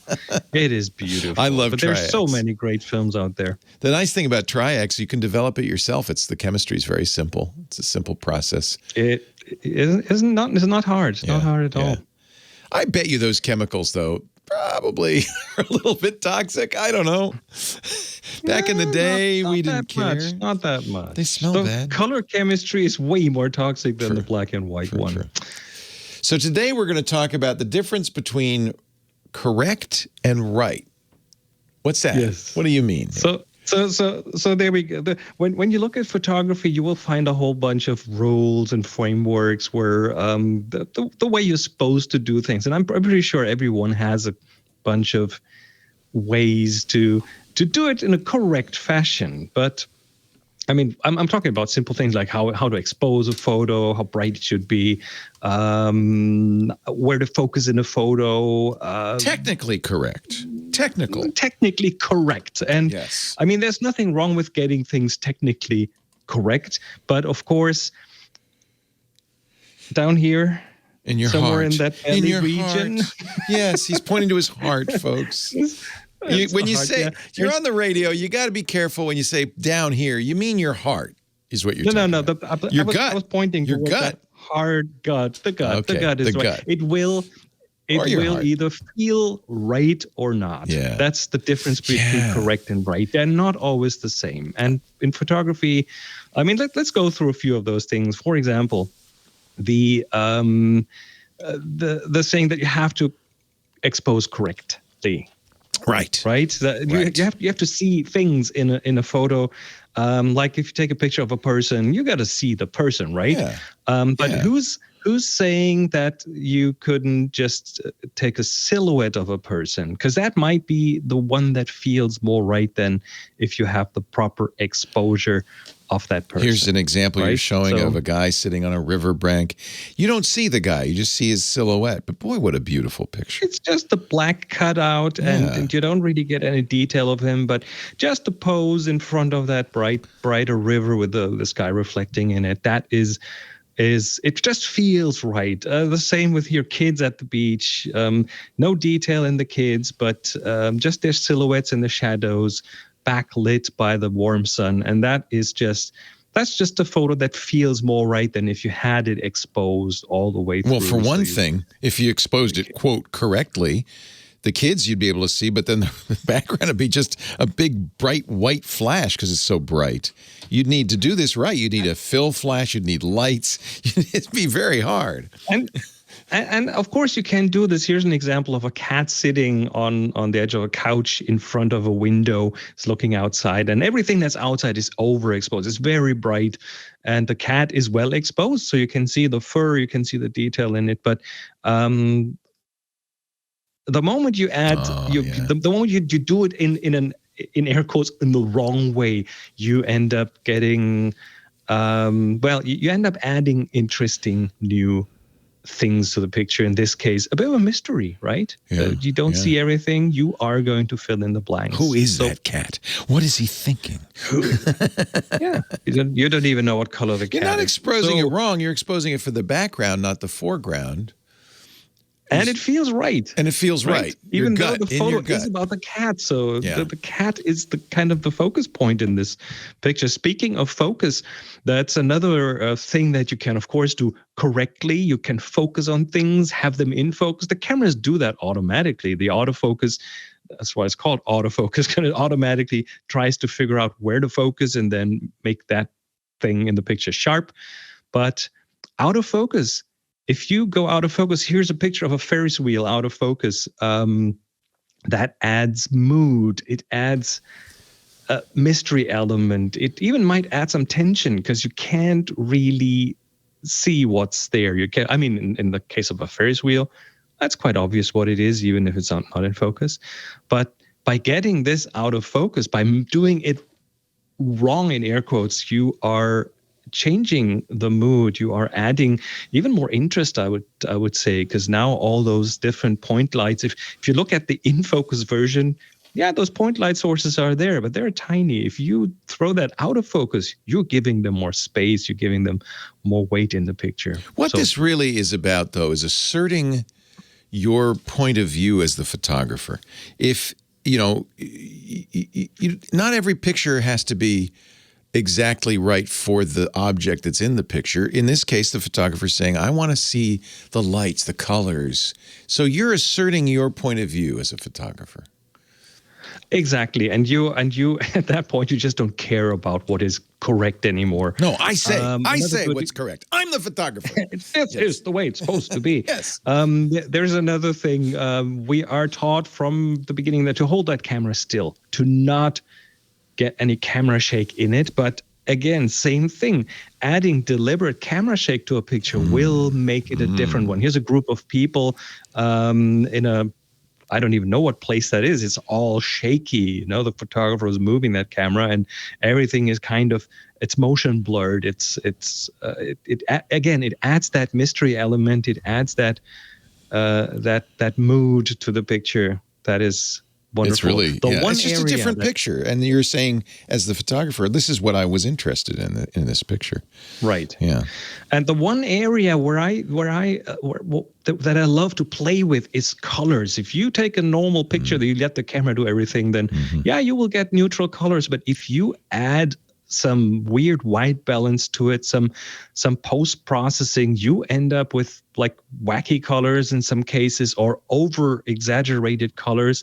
That can give a lot of interest to a picture. Maybe wrong colors. Like here's an example of cars in the snow and everything has a green tint to it. Even the snow, you can see it really well in the snow. The snow is not green, is it? But it gives that whole green picture, in this picture. A whole different mood. Yeah.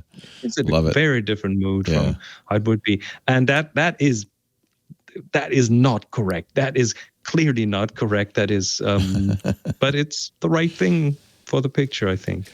When Picasso was a young artist, he learned how to make exact, beautiful drawings. He was an amazing artist who could really draw. So you do have to learn the basics of your art. You have to learn the basics of photography, know how to make a good exposure before your true art comes out, and you can go beyond that. And so I think it's good to learn how your camera works, the technology, how to get a perfect focus, how to get a perfect exposure. Then you can break the rules. Yes, and break them to your heart's content. Actually, you might want to break the rules on our assignment this month. We only have one more week to take a picture bright. Is that right? The Bright assignment. Right. Yes. Perfect That's time where we are. to overexpose something. If you get a great picture, upload it to the Tech Guy group on Flickr.com. It's free to do so. Make sure you tag it TG Bright. I'm thinking maybe next week or the week after. You want to do it next week? We'll do our photo I think review? next week. Next week sounds good. Get those pictures up there. One more chance. Tech Guy group on Flickr.com. You'll find Chris Marquardt at sensei.photo. Thank you, Chris. Thank you. And tips from the top floor. How can we forget? That's a really good subject. Correct versus right. It's right in your gut. I remember yes, when I was doing that photo safari in Tasmania with a great famous National Geographic photographer. I said, "How do you know?" And I was asking a bunch of them, "How do you know when you got a good shot?" And he says, "You feel it right here." He says, "If my gut doesn't go oof when I see it, it's not it." But he also probably had like 35 years. He has a good gut. Right? that helps build your gut feeling. You gotta build it. That's a good point. Yeah, it's not. It does help to have some experience, and it also means that to get really good at anything, you just need to spend time. That's right. That's why we have the assignments. Yeah. Chris, a pleasure. You staying healthy? Everybody's okay? Everyone's okay. Everything is good. We're keeping away from as much as we can. Well, we had Michael got it and he's living with us, so we had to lock him away. Oh yeah, but we avoided it. You did. Lisa and I did not. I heard you say that the PCR came out negative, yep. So good for, so good you. I've been tested 3 times since he got it, and all negative, as has Lisa. But it just shows you can take care of a COVID patient if you're careful and not get it, and you're vaccinated. Probably had something to do with it. And your mask is not just a good filter, but also a good fit. That's even more important. Yes. Yeah. Yes. It's interesting now. All the good masks are getting expensive again as people realize those silly surgical masks really aren't doing anything. We have a supply here. Yeah, we stocked up. Good. Yes, we did. All right. Stay safe. Right. Okay. Take care. See you next week. Bye, Take Chris. care. Bye-bye. Leo Laporte, the tech guy. 8888 Ask Leo, the phone number. A chat room came up with maybe a kind of a nice replacement, I don't know, for your Nokia 3310. We were talking to Courtney, who has a classic Nokia 3310, which unfortunately, even though it was bought in 2017, only 5 years ago, will not be working on the T-Mobile networks this year as they turn off all those old radios. And Courtney said, there's got to be something like this. It's, you remember the 3310, a classic candy bar phone. In fact, so classic, so beloved, Nokia made it again a few years ago, as I said, just for the fans. I was tempted to buy it. It's just, everybody knows that candy bar Nokia. I don't know if they're still making it, but I don't think they are. I don't think they've updated it. But somebody in the chat room said, Courtney should look at the Nokia 2720 V Flip, which is pretty nice. And Courtney, you'll still be able to use your T9 for texting because it's a smart dumb phone. It does have WhatsApp. It does have Facebook on it, but it's not really a smartphone. It's what they call a feature phone. None of the Nokia phones that are out right now, well, you know what? Maybe go to T-Mobile and see, because there are 4G Nokias that are similar to the 3310. The 6300 is 4G, and the 225. And they're inexpensive. The 225 is $50. And it does come in gold. No orange, but it does come in gold. So maybe there are some. I like the 2720. That's actually a pretty nice looking phone. So thank you to the chat room, as usual. Chat room to the rescue. irc.twit.tv if you want to join them in there. Paul's on the line from Columbus, Ohio. Hello, Paul. Hey, Leo. Good to talk to you again. Congratulations on the test results. That's wonderful. Yes, passed again with a negative test, which is positive. I mean, it's good. Yeah, one of those kind of deals. Well, I got a couple points to make, and I'll try to make it quick because I got a few. But the gentleman that's had problems with his iPhone, First of all, I'm a blind user, have been an iPhone for quite a while. Yes. And yes, we are all happy that they Hallelujah. Apple went back on that removal. Did they put back all the features that you used that you were missing? Well, what I missed the most was they limited what you could say for commands when you're doing a dictated like email or something or voicemail. Yeah. And I got used to using it without, but it's sure a lot nicer to be able to use them. What I wanted to say is I really understand this gentleman's position. He sounds like he's an older person. I'm 73. I don't know whether he lost his vision recently or not. But my point is, I don't want any blind or visually impaired person to be discouraged about VoiceOver. VoiceOver is one of the most fantastic things for blind people that have ever been developed. Ed said he didn't like VoiceOver particularly. Well, because he didn't get any training about how to use it. That's right. Yeah. There is actually a training feature in VoiceOver settings. In settings under VoiceOver, there's a training session that you can run to help you to use it. Nice. The problem is if you find a local, like maybe even a senior center, or if there's a disability assistance group or the government entity even, to get somebody that could give you some training. Because if you hand that phone to somebody that isn't visually impaired, never used VoiceOver, a sighted person is not going to relate to it the same way, because it's the main difference is some things we do 2 or 3 taps on instead of 1 or 2, and that you can be as simple or as complicated as you want to be. But if he's able to use an iPhone at all, he would be able to use it with VoiceOver once he understands what's going on. It just sounds like he's blocked. It says, "I want to try this. I can't do it." You can do it. You just need to clear your mind and try to get somebody local that has one and can show you how it works. Because this has been such a great thing for the blind community in the last, when it came out 10 years ago, 12 years ago. I just didn't want that to get kind of lost. I think a very, very good point. And how long have you been blind? Your whole life?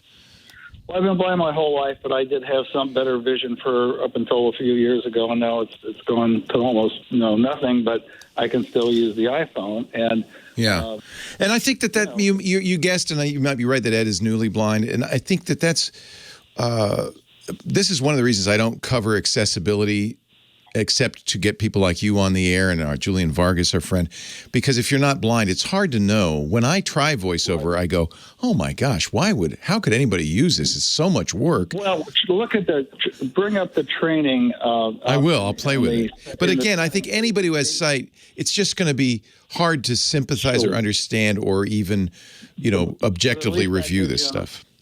At least that gives you an idea of I will try it. I didn't even know they had training.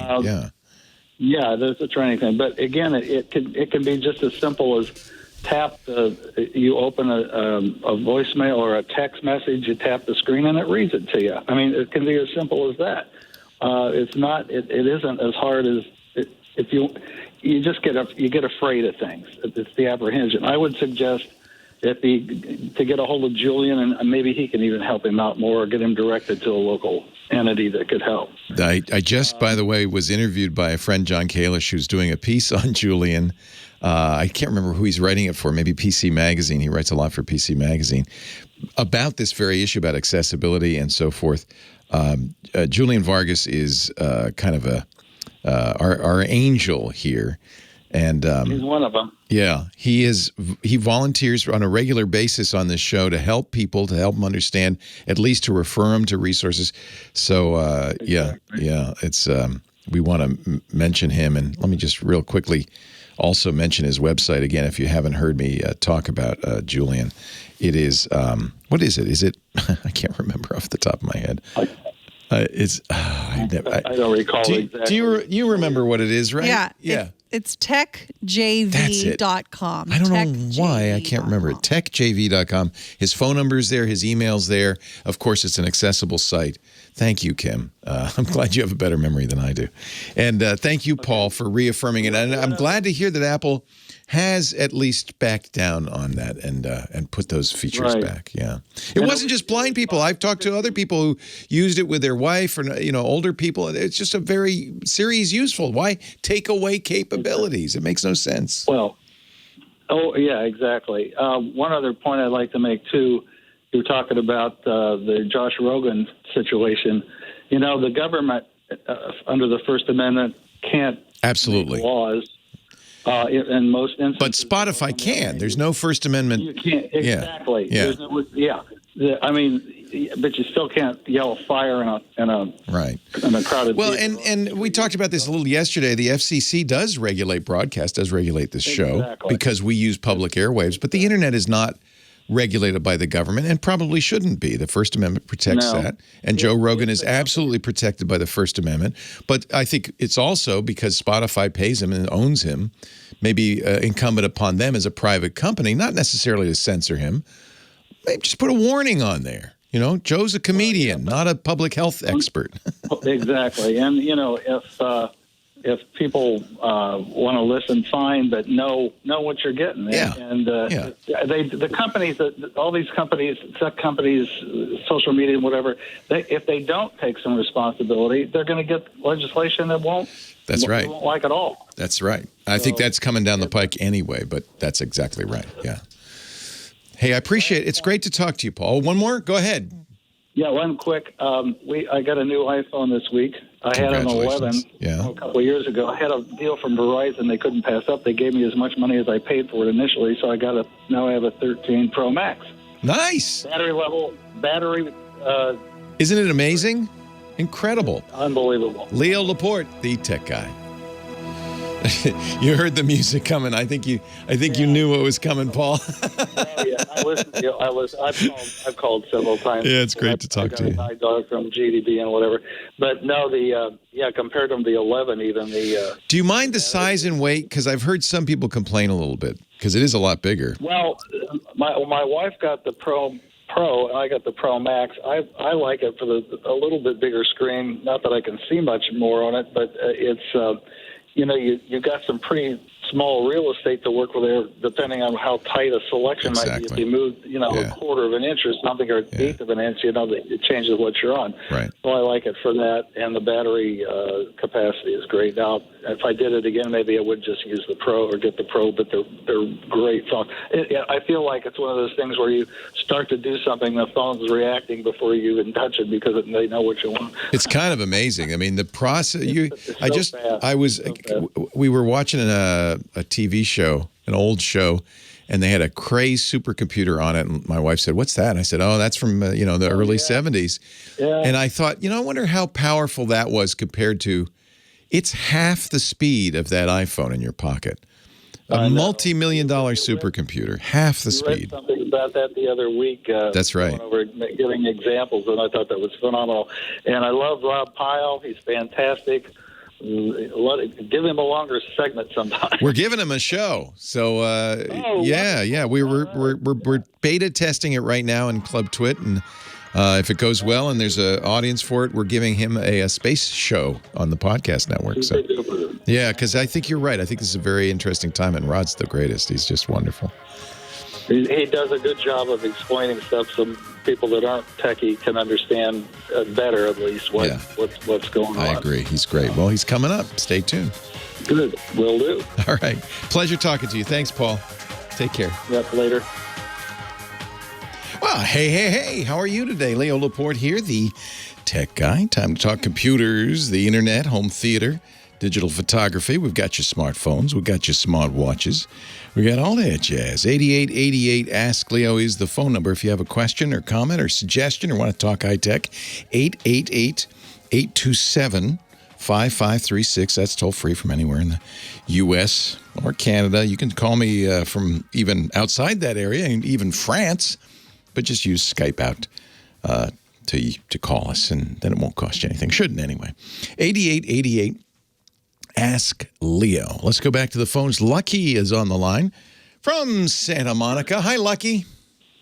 Hi. I have an Xbox, and basically I have this external storage device. And when I plug it in, it doesn't register. It's been registering for like 3 or 4 years. It's been fine, and this is the first time I've ever had with it. And suddenly it doesn't see it anymore, huh? Yeah. Do you have a lot of saved games and stuff on it? Yeah, correct. Yeah, I have my Which Xbox do you have, out of curiosity? I have the Xbox One, the original one from like 2013, I believe. Yeah, I have the One X or One S, whatever it was. Yeah, and because you run out of space, they don't give you a lot of space, so I plug in a USB drive and save games onto it and all that stuff. If you can't see it anymore, a couple of things you might try. First of all, unplug it and plug it into a computer. See if you can see it on the computer.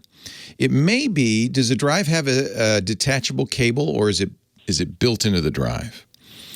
Can you? No, it's one cable from the terabyte to. Well, it does have a detachable. Actually, it does have a detachable cable. Yeah, so you might, if you can take the cable off. Some external drives, the cable's what we call it normaled in. It's wired into the drive, and so you can't remove it. But if the cable can go bad, right? So if you can use another USB cable just to see, that's another way to diagnose it. This is how you do troubleshooting, Lucky. You kind of eliminate all the possibilities. And I always start with the easy ones. So the easy one would be to plug it into another computer, see if you can see it. Switch the cable. That's an easy thing to do if you can. Switch the cable out, see if that works. There is the possibility that drives died. I mean, they do, right? You know that. Hard drives fail. And yeah. But it seems to be working properly because it has like this light that shines on when it's... Well, the light means it's getting power. But there's all sorts of ways a drive can go bad. So it is. Is there stuff on there you really don't want to lose, like saved games? Yeah. Okay. So it is possible to recover the data on a drive if it's damaged, if it's gone bad. So there's lots of ways drives can go bad. That's a USB drive, but inside, do you know if it's a spinning drive or a solid state drive? Can you tell that? Do you know? If it's that old, it's probably a spinning drive. I don't know the difference. Is it big? Yes. Yeah, it's big. So it's a spinning drive. So spinning drives have ways they can die that are unique to spinning drives. They're moving parts, bearings. There's little ball bearings in there that let it spin. Those can fail, freeze up. The head can get knocked. Was there any? Did the drive fall over or get pushed over, or did your cats, knock it down or anything like that? Is it any recent calamities associated with the drive, or has it just been sitting there quietly? No, it's been sitting there quietly. I've always kept pretty good care of it. It's always been kind of fine. They still die, though. That's, lucky, especially with moving parts. Anything with moving parts is going to wear out. So, and have you had it since you got the Xbox? No, but I've had it for a fair amount of time. Probably 2017. Yeah, it might be worn out. But again, it's hard to tell. So the first thing to do is unplug it from the Xbox, plug that into a laptop or a desktop with a USB port, see if you can see it. And by seeing it, it may mean that you can't read it, because I don't remember off the top of my head how the Xbox formats hard drives. My guess is it formats them in a fairly standard way.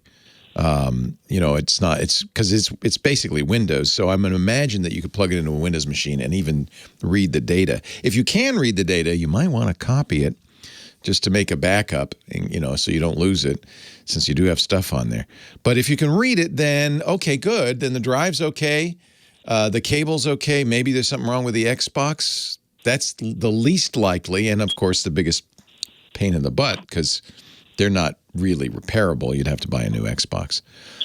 Unless you want to convince mom and dad to get you a new Xbox.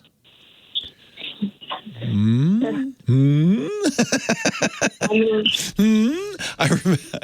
Mom, but even if we got a new Xbox, that wouldn't help the drive, would it? No. Well, it depends depends what's wrong. So if the Xbox is broken, yes. But I think that's the last thing. Again, we want to troubleshoot with the cheapest, easiest things to do. First thing, plug it into a laptop or desktop, see if you can see it. Change the cable. If it's easy to change it, use a different USB cable. Cables fail. That can happen. It could be the drive itself has failed. And getting a new Xbox will not fix that. That's right.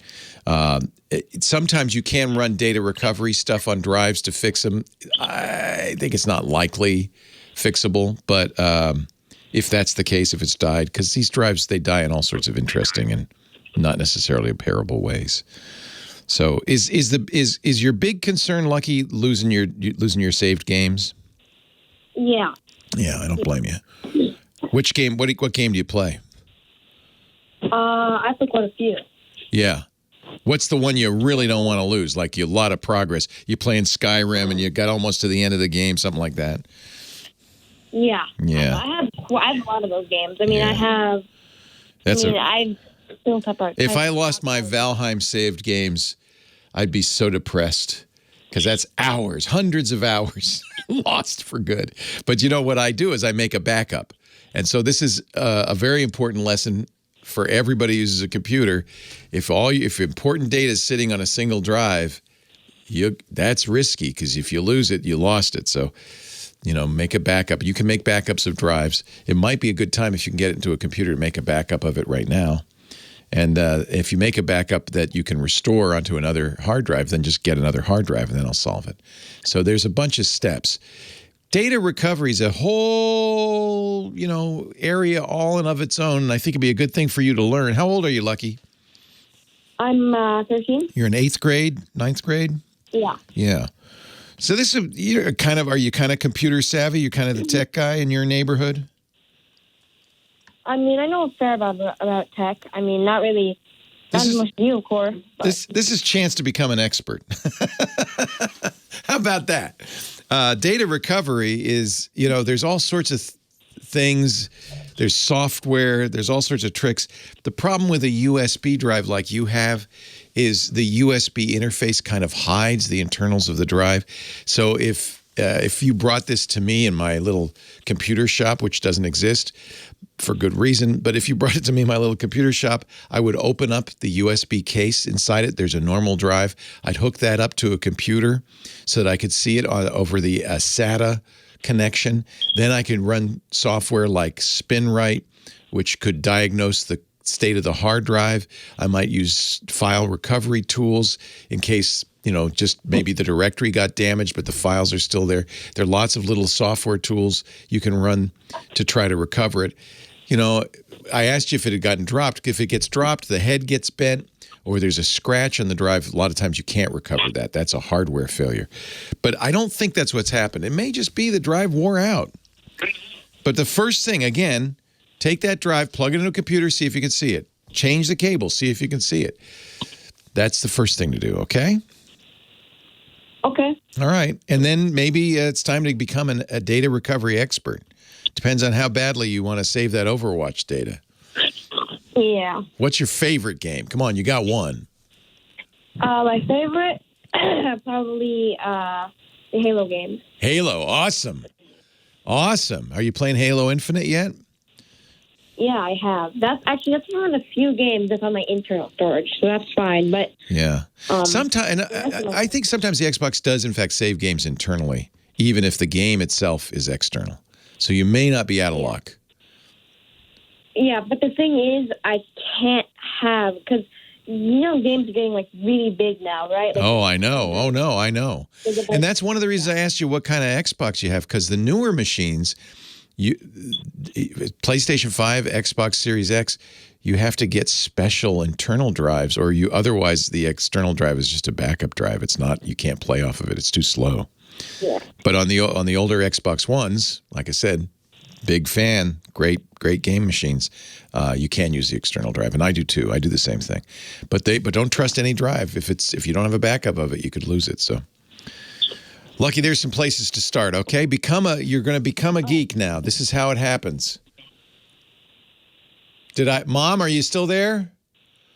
Yeah, I'm here. So he's trying right now to read it on the computer. Is there anything he needs to check to read it? Yeah, you may not be able to read the data, but if you is it a Windows machine? Yes.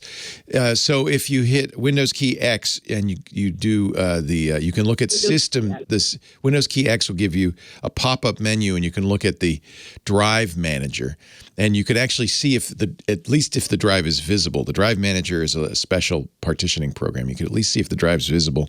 You can see if it's partitioned. He doesn't see it on there right now. That's a bad sign. That means probably the drive's dead. It could die in a lot of ways. It could be the power supply in that box, could be the circuit board in that box, could be the drive itself. All of those are expensive and hard to recover, to be honest. So at this point, he may be out of luck. So there's no way to take it to like a computer? You could take it, you could take it, if you could find somebody who's smart, go to the Geek Squad, and if you find a smart one, you could take it to somebody who's smart enough to take it out of the enclosure and test it. And actually, they may be able to recover it. But now you're paying labor and can get very expensive. Okay. Yeah, I'm sorry. Lucky was a little unlucky in this one. I apologize. Yeah. Sorry, Lucky. You learned a lesson that will stay with you for the next 70 years. Back up your data. All right, Lucky. I'll see you in Master Chief in Halo Land. Yeah. Have a great day. Leo Laporte, the tech guy. Hey, Rod. Hey there. You sound good on the boat. Good, thank you. On the boat. Come down and do a little maintenance. So, we won't do this very often. Oh, I don't mind. Today was unavoidable. It's a radio show. Well, I know, but still, it's more fun to be on video. Hey, your crew was great this week, man. My crew? Yeah, we did the first podcast. You did the first show. What is the name of the show? This Week in Space? This Week in Space. Love it. They were sensational. I have a great Lisa team. was there. Jerry was there. I mean, nice. Thank you. You got a great bunch of people. You really do. And did Tarek have fun? Yes. He was nervous as a sack of cats before we started, but he said, I talked to him later, he said, by the time we were done, he said, that was really fun. I've never done anything with that much support. And I said, me, brother. Well, and that's one of the reasons we wanted to debut it in the club and give you a chance to get comfortable and all of that. Yep. So good. I'm excited.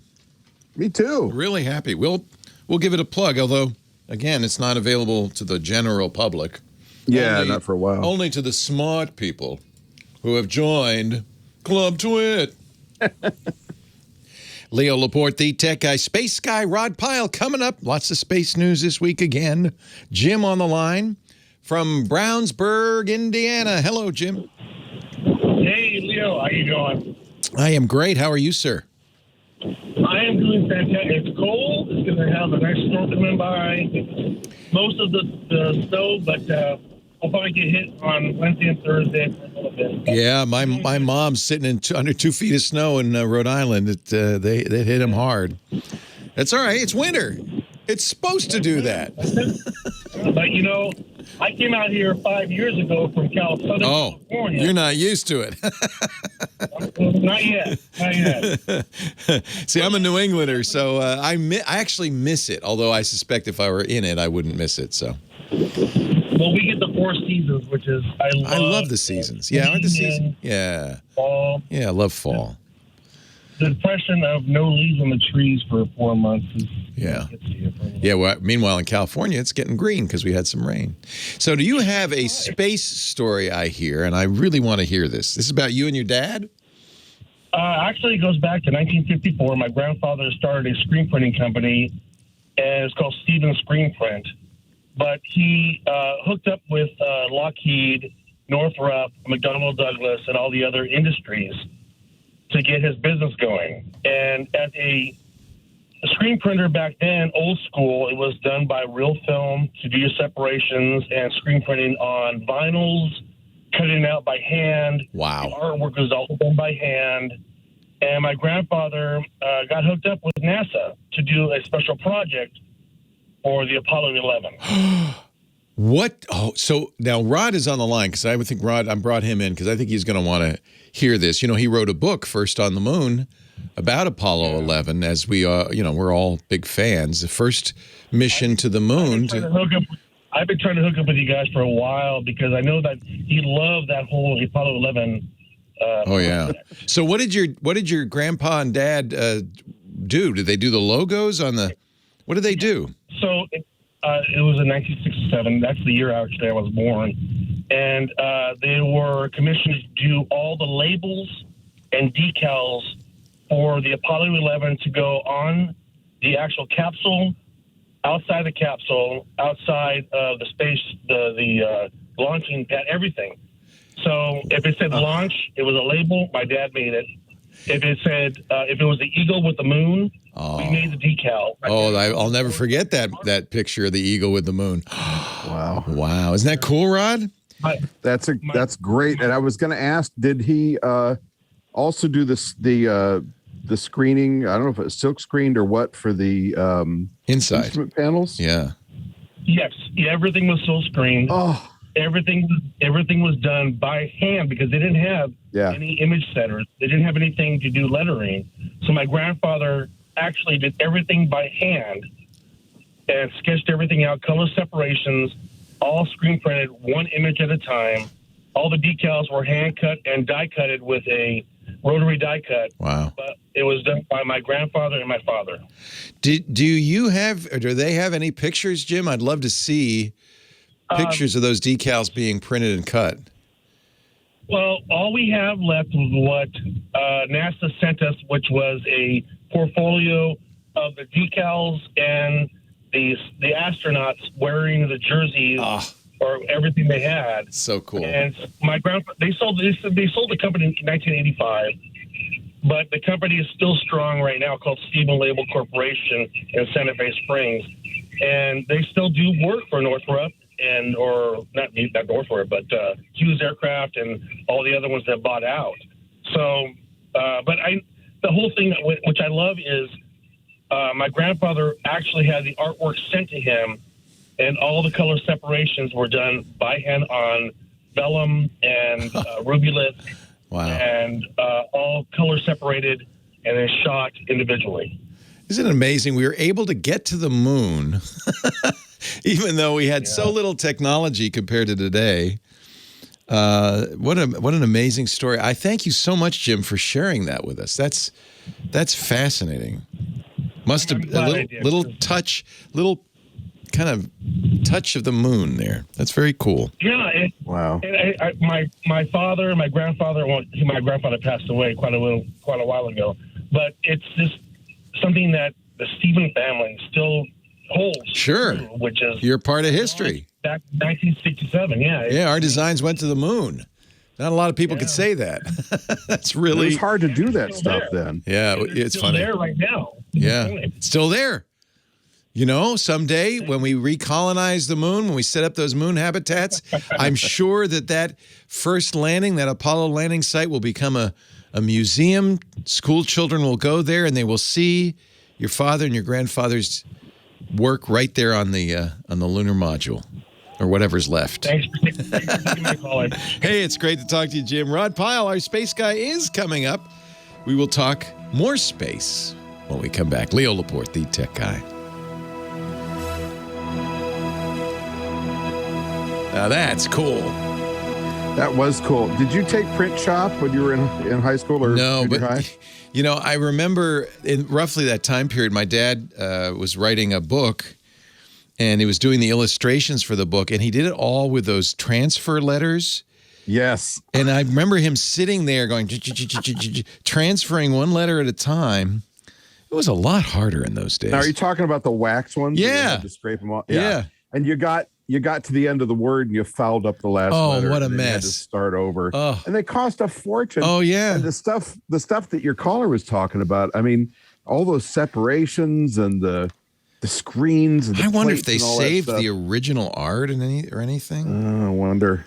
And it's been republished a bunch of times. Actually, some group of people did a Kickstarter campaign a couple of years ago and reissued, I think it was the 1972 NASA graphics book or something. And it had all the measurements and how They were wide it had so to be and cool. what the colors were and all that. Yeah, it was pretty neat. They, when they restored Houston, Mission Control, yeah, I wonder if how they must have. I don't wonder what they did. I mean, did they?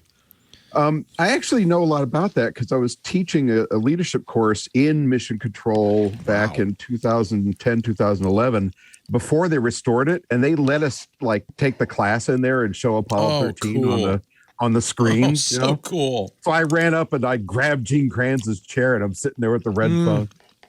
So now you go in there. I mean, the restoration was beautiful. There's a museum in Kansas. Yeah, there's ashtrays there. There's cups of coffee. Well, did I tell you the ashtray story? No. So they got little beanbag ashtrays that, with the plaid bottoms, right? You remember those. And, it was such a incredible restoration. They wanted to put some cigarette butts in them, but who is it? Not EPA, I guess, said, no, I can't do that. Those are poison. You can't put those in there. and they said, you can't put them in there unless they're original because we don't allow new tobacco in buildings, right? EPA regulations. And they're looking around. There's no cigarette butts anywhere. They're about to give up. Tobacco. They ripped up a console and they looked under the raised floor, and there were thousands of cigarette butts down there. Mostly Chesterfields and L&Ms, and they had all they wanted. So they sprayed them with varnish, and now they're sitting in the ashtrays. They look so good. It looks like, Gene just got up for a minute and he'll be right back. It's so cool. That's right. So it is. Cool. Unfortunately, you can't sit in them anymore. They're roped off. So that was kind of a loss. But that was a tough restoration because there was a lot of asbestos and nasty toxic chemicals in the transformers, the consoles and stuff. But they did a nice job. I really want to go there. And were we going to watch Artemis launch? You want to? Yeah. I would. We should do twists from the Artemis launch. I would love to do a field trip. I'm just concerned. They get. I remember waiting for a shuttle launch once for 10 days. So it kind of depends on how long you can leave the shot. Yeah. When is it? Well, that's a good question, Leo. We're hoping March. I don't think we'll be ready to do it in March, but no. God, I'd love to. I've never seen a launch, but you're right. There's no guarantee of anything, but there's no guarantee, But if you just want to do a quickie, I mean, SpaceX launches out of Vandenberg all the time. You can drive down there, and you don't even have to go on base. I got friends that could probably get us on base, but I remember driving down there past Travis or something and seeing stuff getting, going up, but they were like little Minutemen missiles or something. Nah, I would go down for a Falcon 9. That would be cool. Yeah. I want to feel the ground thunder. Yeah. No, but I would love to see the SLS go. I suspect one's going to have a week to hang around and wait before they get everything. But you never know. It might go the first time. I'll have to beg Lisa. Media accreditation started through. Well, call me if you want to do that because I can help you out. I can't. I got responsibilities. No, but I mean, if you decide to go for media, that'd be so cool. I will. Of course. I have friends in the biz. Yeah. It's time for our rocket man himself, Rod Pyle. He is the author of Space 2.0 and so many books about space, including that First on the Moon coffee table book. If you love Apollo 11, that whole history, that's a great thing to see. He's the editor-in-chief of Ad Astra magazine from the National Space Society, which is at space.nss.org. And he joins us every week to talk about space. Hi, Rod. Hey, so let's talk about China on the march. Oh, no. Now, they still have a rover up there, right? They got a rover on Mars. They got a rover on the moon. Yeah. But the big news the last 10 days or so was a report that came out through the Xinhua News Service. Did I pronounce that right? That's your area of expertise more than mine. Xinhua. Xinhua, thank you. New lunar plans. So I love this quote. They're, quote, mulling over, unquote, a human landing on the moon within the next 5 years. Now, we had people following this stuff have been conversing in, maybe 2035, 2036, 2038.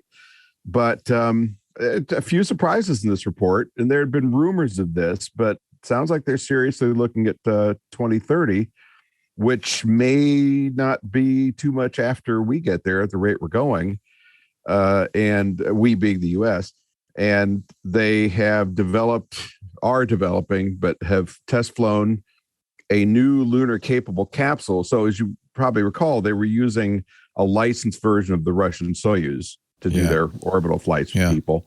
But they've been very quietly developing this new lunar capsule and a lunar capable rocket called the Long March 9. There's actually a couple of rockets they're looking at for that, but that's the main one, the big heavy lift one that's kind of a SLS class. And, they're the tortoise and we're the hare. We jumped ahead in the 60s, did it, tossed all that hardware away and built the space shuttle. Now we've tossed that away. We've been building SLS for, depending how you look at it, 10 to 20 years. And I just, I'm praying that the next administration change in this country, whether you're talking about Congress or the presidency, depending on which way you're looking at it, that they maintain the funding for this, that we don't have any more reversals and cancellations, because we just got to stick with it. How much of this, this is the plot of a lot of science fiction novels of, space race on the moon and all that. But aren't all of these national efforts somewhat collegial and like we work with them and they work with us? Or is it really going to be a race once again, as it was to the moon, between the U.S. and the Soviet Union, between us and China? How much of it is, for national prestige, and how much of it is just for humanity? Well, so I'm going to do a little opining here because, it's hard to be objective about it. I would say that there is an appearance of collegiality with the Russians. There is certainly good collegiality in space, very strained on the ground right now, but the space agencies do talk and work together.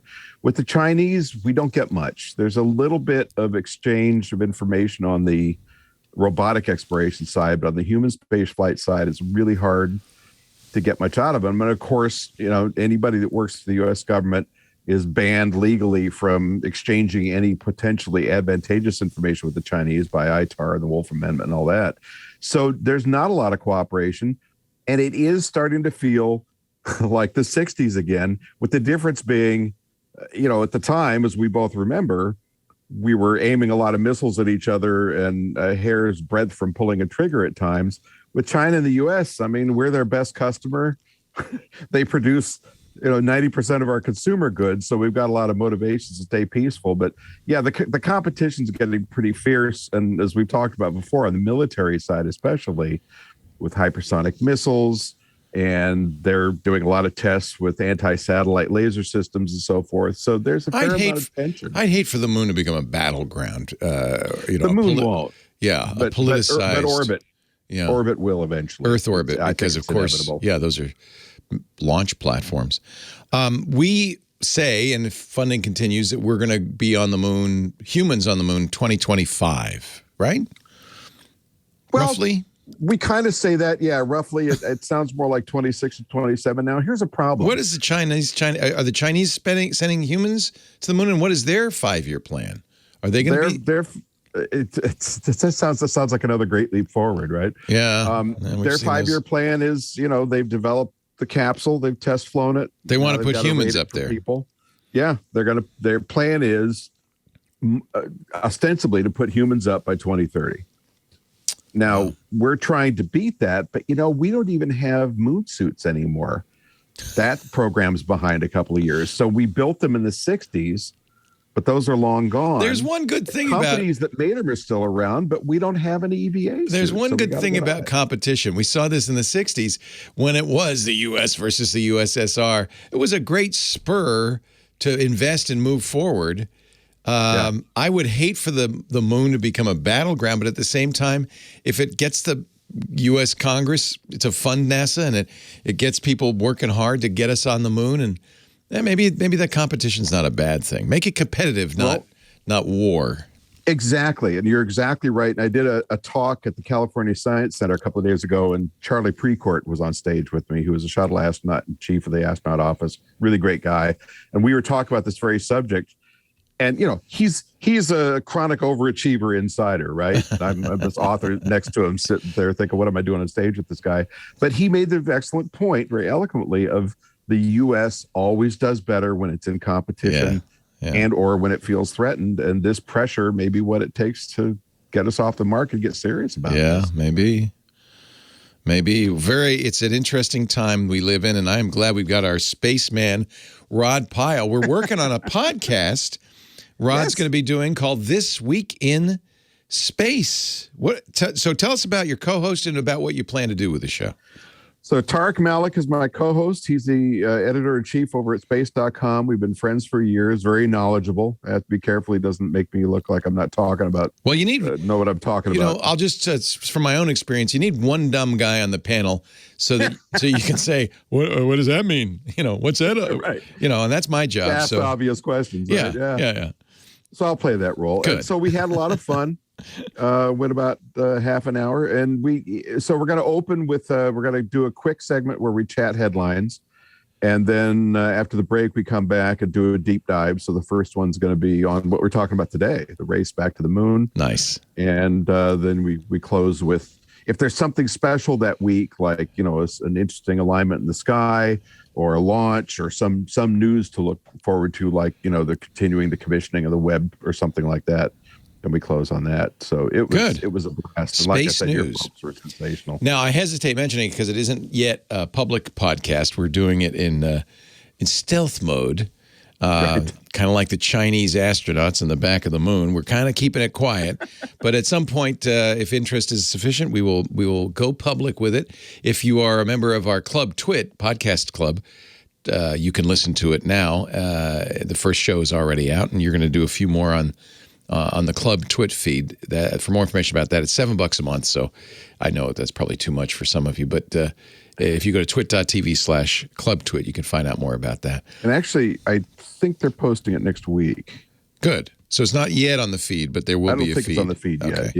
Yeah. And are you going to do it live in front of a studio audience, or you're going to do it in secret? Have you decided? I think for the first month while we're on Club TWiT, we're going to get used to pre-records. Yeah. And then and part of that's because Terry's schedule is a little variable for a couple of weeks. Right. And then we're hoping to go live because, of course, your wonderful fans like to write in and ask questions and stuff, and it would be great to respond to that. Absolutely. Do we have any time left? Nope. Okay. That's okay. You've got a show now. Well, I'll save it for next week. Rod Pyle. About the rovers. Space.nss.org. If you love reading about space, especially if you got a young person, you want to get them excited about what's going on, that's a great place to go. Space.nss.org. Thank you, Rod. Thank you.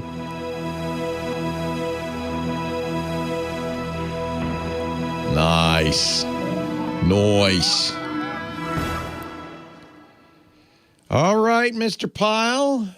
Enjoy your boat. I tell you, man, if you're going to sit on a stage and talk, this is the Young Presidents Organization. There are a few better places to do it than sitting under the wing of Endeavor down there. Oh, man. It was they cleared the room out. They set up dinner. So everybody's eating under the heat tiles. And, we were off to the side. But sitting there next to Charlie, he's looking up, and before the talk started, he's saying, "Yeah, that's the area over there where we lost a tile on my second flight." And oh my goodness! It's just so cool. Even better to sit with Charlie under the Endeavor, right? Yeah, right. I mean, the dinner was fun, but but just to be able to sit with somebody who had flown it, it's such a gift. Super cool. It really was nice. All right, Rod, have a great week. Good luck with Tarek. And when's your record day? We're recording on Fridays at 11. Okay. And at some point, once you get comfortable, we'll make that public. We don't want to make you uncomfortable by any means. No, everybody seemed cool with the first one, and I think we'll hit our marks perfectly on the next one. Fingers crossed. Good. Perfect as it gets anyway. Yeah. So all right. Thank you so much for putting this together. Oh, I'm thrilled that we could do it. Thank you. It's wonderful. All right. Have a good one, Rod. You too. Take care. Scrub your deck. Raise the mizzen. Hoist the halyards. Whatever it is one does. Thank you for letting me be your tech guy. I really appreciate it. Leo Laporte, the tech guy. Be back next week answering all your calls. Don't forget, if you hear something on the show and you want to know more, we have a website, techguylabs.com. This is episode 1864. You can go there. There's links. We put Professor Laura's music playlist up there. A couple of days later, transcript of the show with time codes, so you can search for the part you're interested in. There'll be audio and video of the show there as well. TechGuyLabs.com. And of course, that's free. There's no sign up. Are you kidding me? No. John's on the line from Wikiwachi, Florida. Hello, John. Hi, Leo. Thank you for taking my call. Thanks for calling. Welcome. I have a TV question for you. Okay. I received a solicitation from Spectrum TV. We have them for television down here. And it was about switching over to their phone system. I told them I didn't want to switch over to a phone system because I'm on with our daughter and we're on a family plan. So he says, well, I see you've been with Spectrum for quite a while. How do you like it? I said, I hate it. I'm thinking. Good for you. Then he got all cranked up and he said, wait a minute. What are you switching for? I said, look, we live on a dead-end street. I'm the last customer on the street. And my television fades out. And so I said, I'm getting a lousy signal here. He said, no, that shouldn't happen. He said, signals are the same all over the place. Yeah, no, he doesn't know what he's talking about. Okay, go on. Well, at any rate. Did he transfer you to the retention expert? No, I didn't get to that. No, I didn't get to that. When you call to quit, they will transfer you to people whose specialty is keeping you from quitting. Almost all these companies have retention experts. I wish they'd spend that kind of money on quality experts. But go ahead. 2 weeks ago, and the retention expert told me there was no. I'm 79 years old, and there was no senior citizen plan or anything like that at this time. He said, but keep calling back. There may be something coming up. So at any rate, what this guy from Spectrum told me that when I told him when I turn my TV on, it lights up.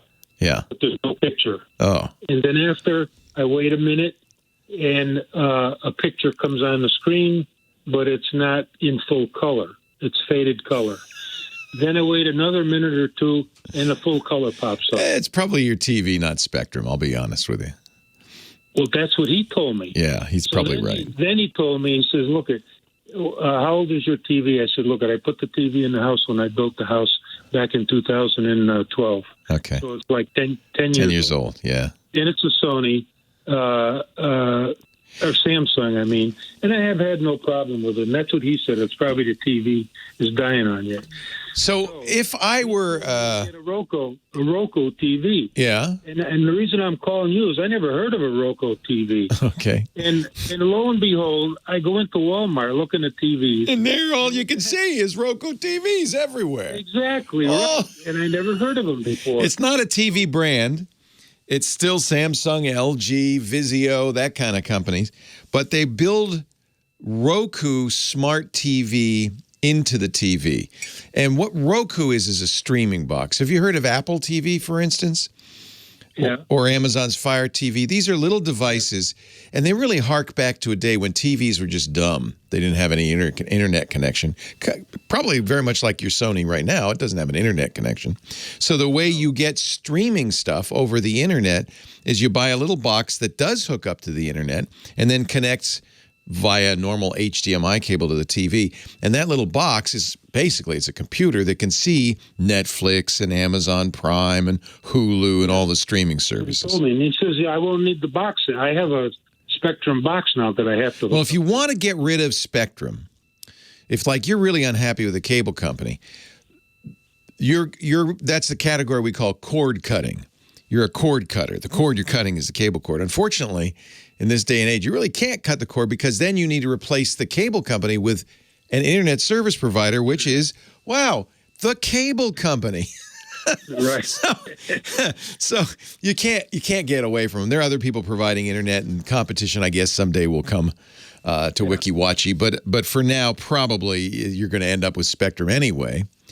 But you'll just be paying for internet instead of cable TV. Right. Yeah. Yeah. And they also had, I think, the Hisense TVs. That's a Chinese brand. They're good TVs. I have a Hisense at home. Oh, you do? I do. Because it said it had Roku built in. Roku built in, baby. Yeah. Yeah, they all do these days. I don't actually think that's a great idea. I think you're better off having an external standalone box, but there are lots of reasons for these TV makers to do this. I think chief among which is they then know what you're watching and can sell that information to marketers.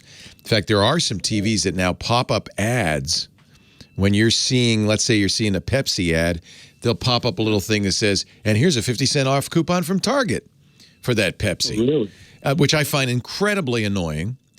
But that's why they're building the smarts into the TV, in my opinion, being a cynic, and I suspect you share my cynicism, John, is that they want to, it makes it easier for them to spy on you, to sell stuff to you. So but the problem is you can't get away from it. You're going to have a smart TV. Are you going to buy a new TV? Is that your plan? Well, yeah, I am. With this, he said this thing is going to die on me someday. Well, it may not. So before you go out and buy a new TV, they're probably worth seeing if you have a bad cable. Actually, truthfully, Spectrum should have sent they hate this. They don't like to roll trucks. It's expensive. But should have sent a tech out to at least measure the signal going into your house. But then what happens once are you in an apartment or in a standalone house? No, I'm in a standalone house. Then what happens is, and they're not really responsible for it, but it's very common in a lot of houses, the cable goes into your house. It's a single line coming off the telephone pole or from an underground cable. Comes into your house. They'll measure that signal. That signal may be fine, but then it goes into your house underneath in the crawl space or above in the attic. And if you go and follow it, you'll see splitters. Little splitters splitting the cable up 1, 2, 3, 4, however many cable drops you have in your house. And every time you split it, especially if you use a cheap splitter, you're degrading the signal. So the next thing I would do if I were Spectrum, I'd test the cable at your house, make sure it's proper, because they can see how strong the signal is, and then go in the house to your TV, measure the signal there. And if they see a big drop, then they're going to say to you, well, dude, you got to fix your internal wiring, and they can do that too for a price. And there may be a lot of splitters. You said you built the house? Yeah, no, there's only, I got my cable coming underground, goes into this, I don't know, I guess it's a splitter. It's got about 18, 15 ports in it, and I'm only using 3 of them. You probably, if you got something like that, it's probably a high-quality switcher. But you want to make sure the signal isn't being degraded by splitting it up into 3.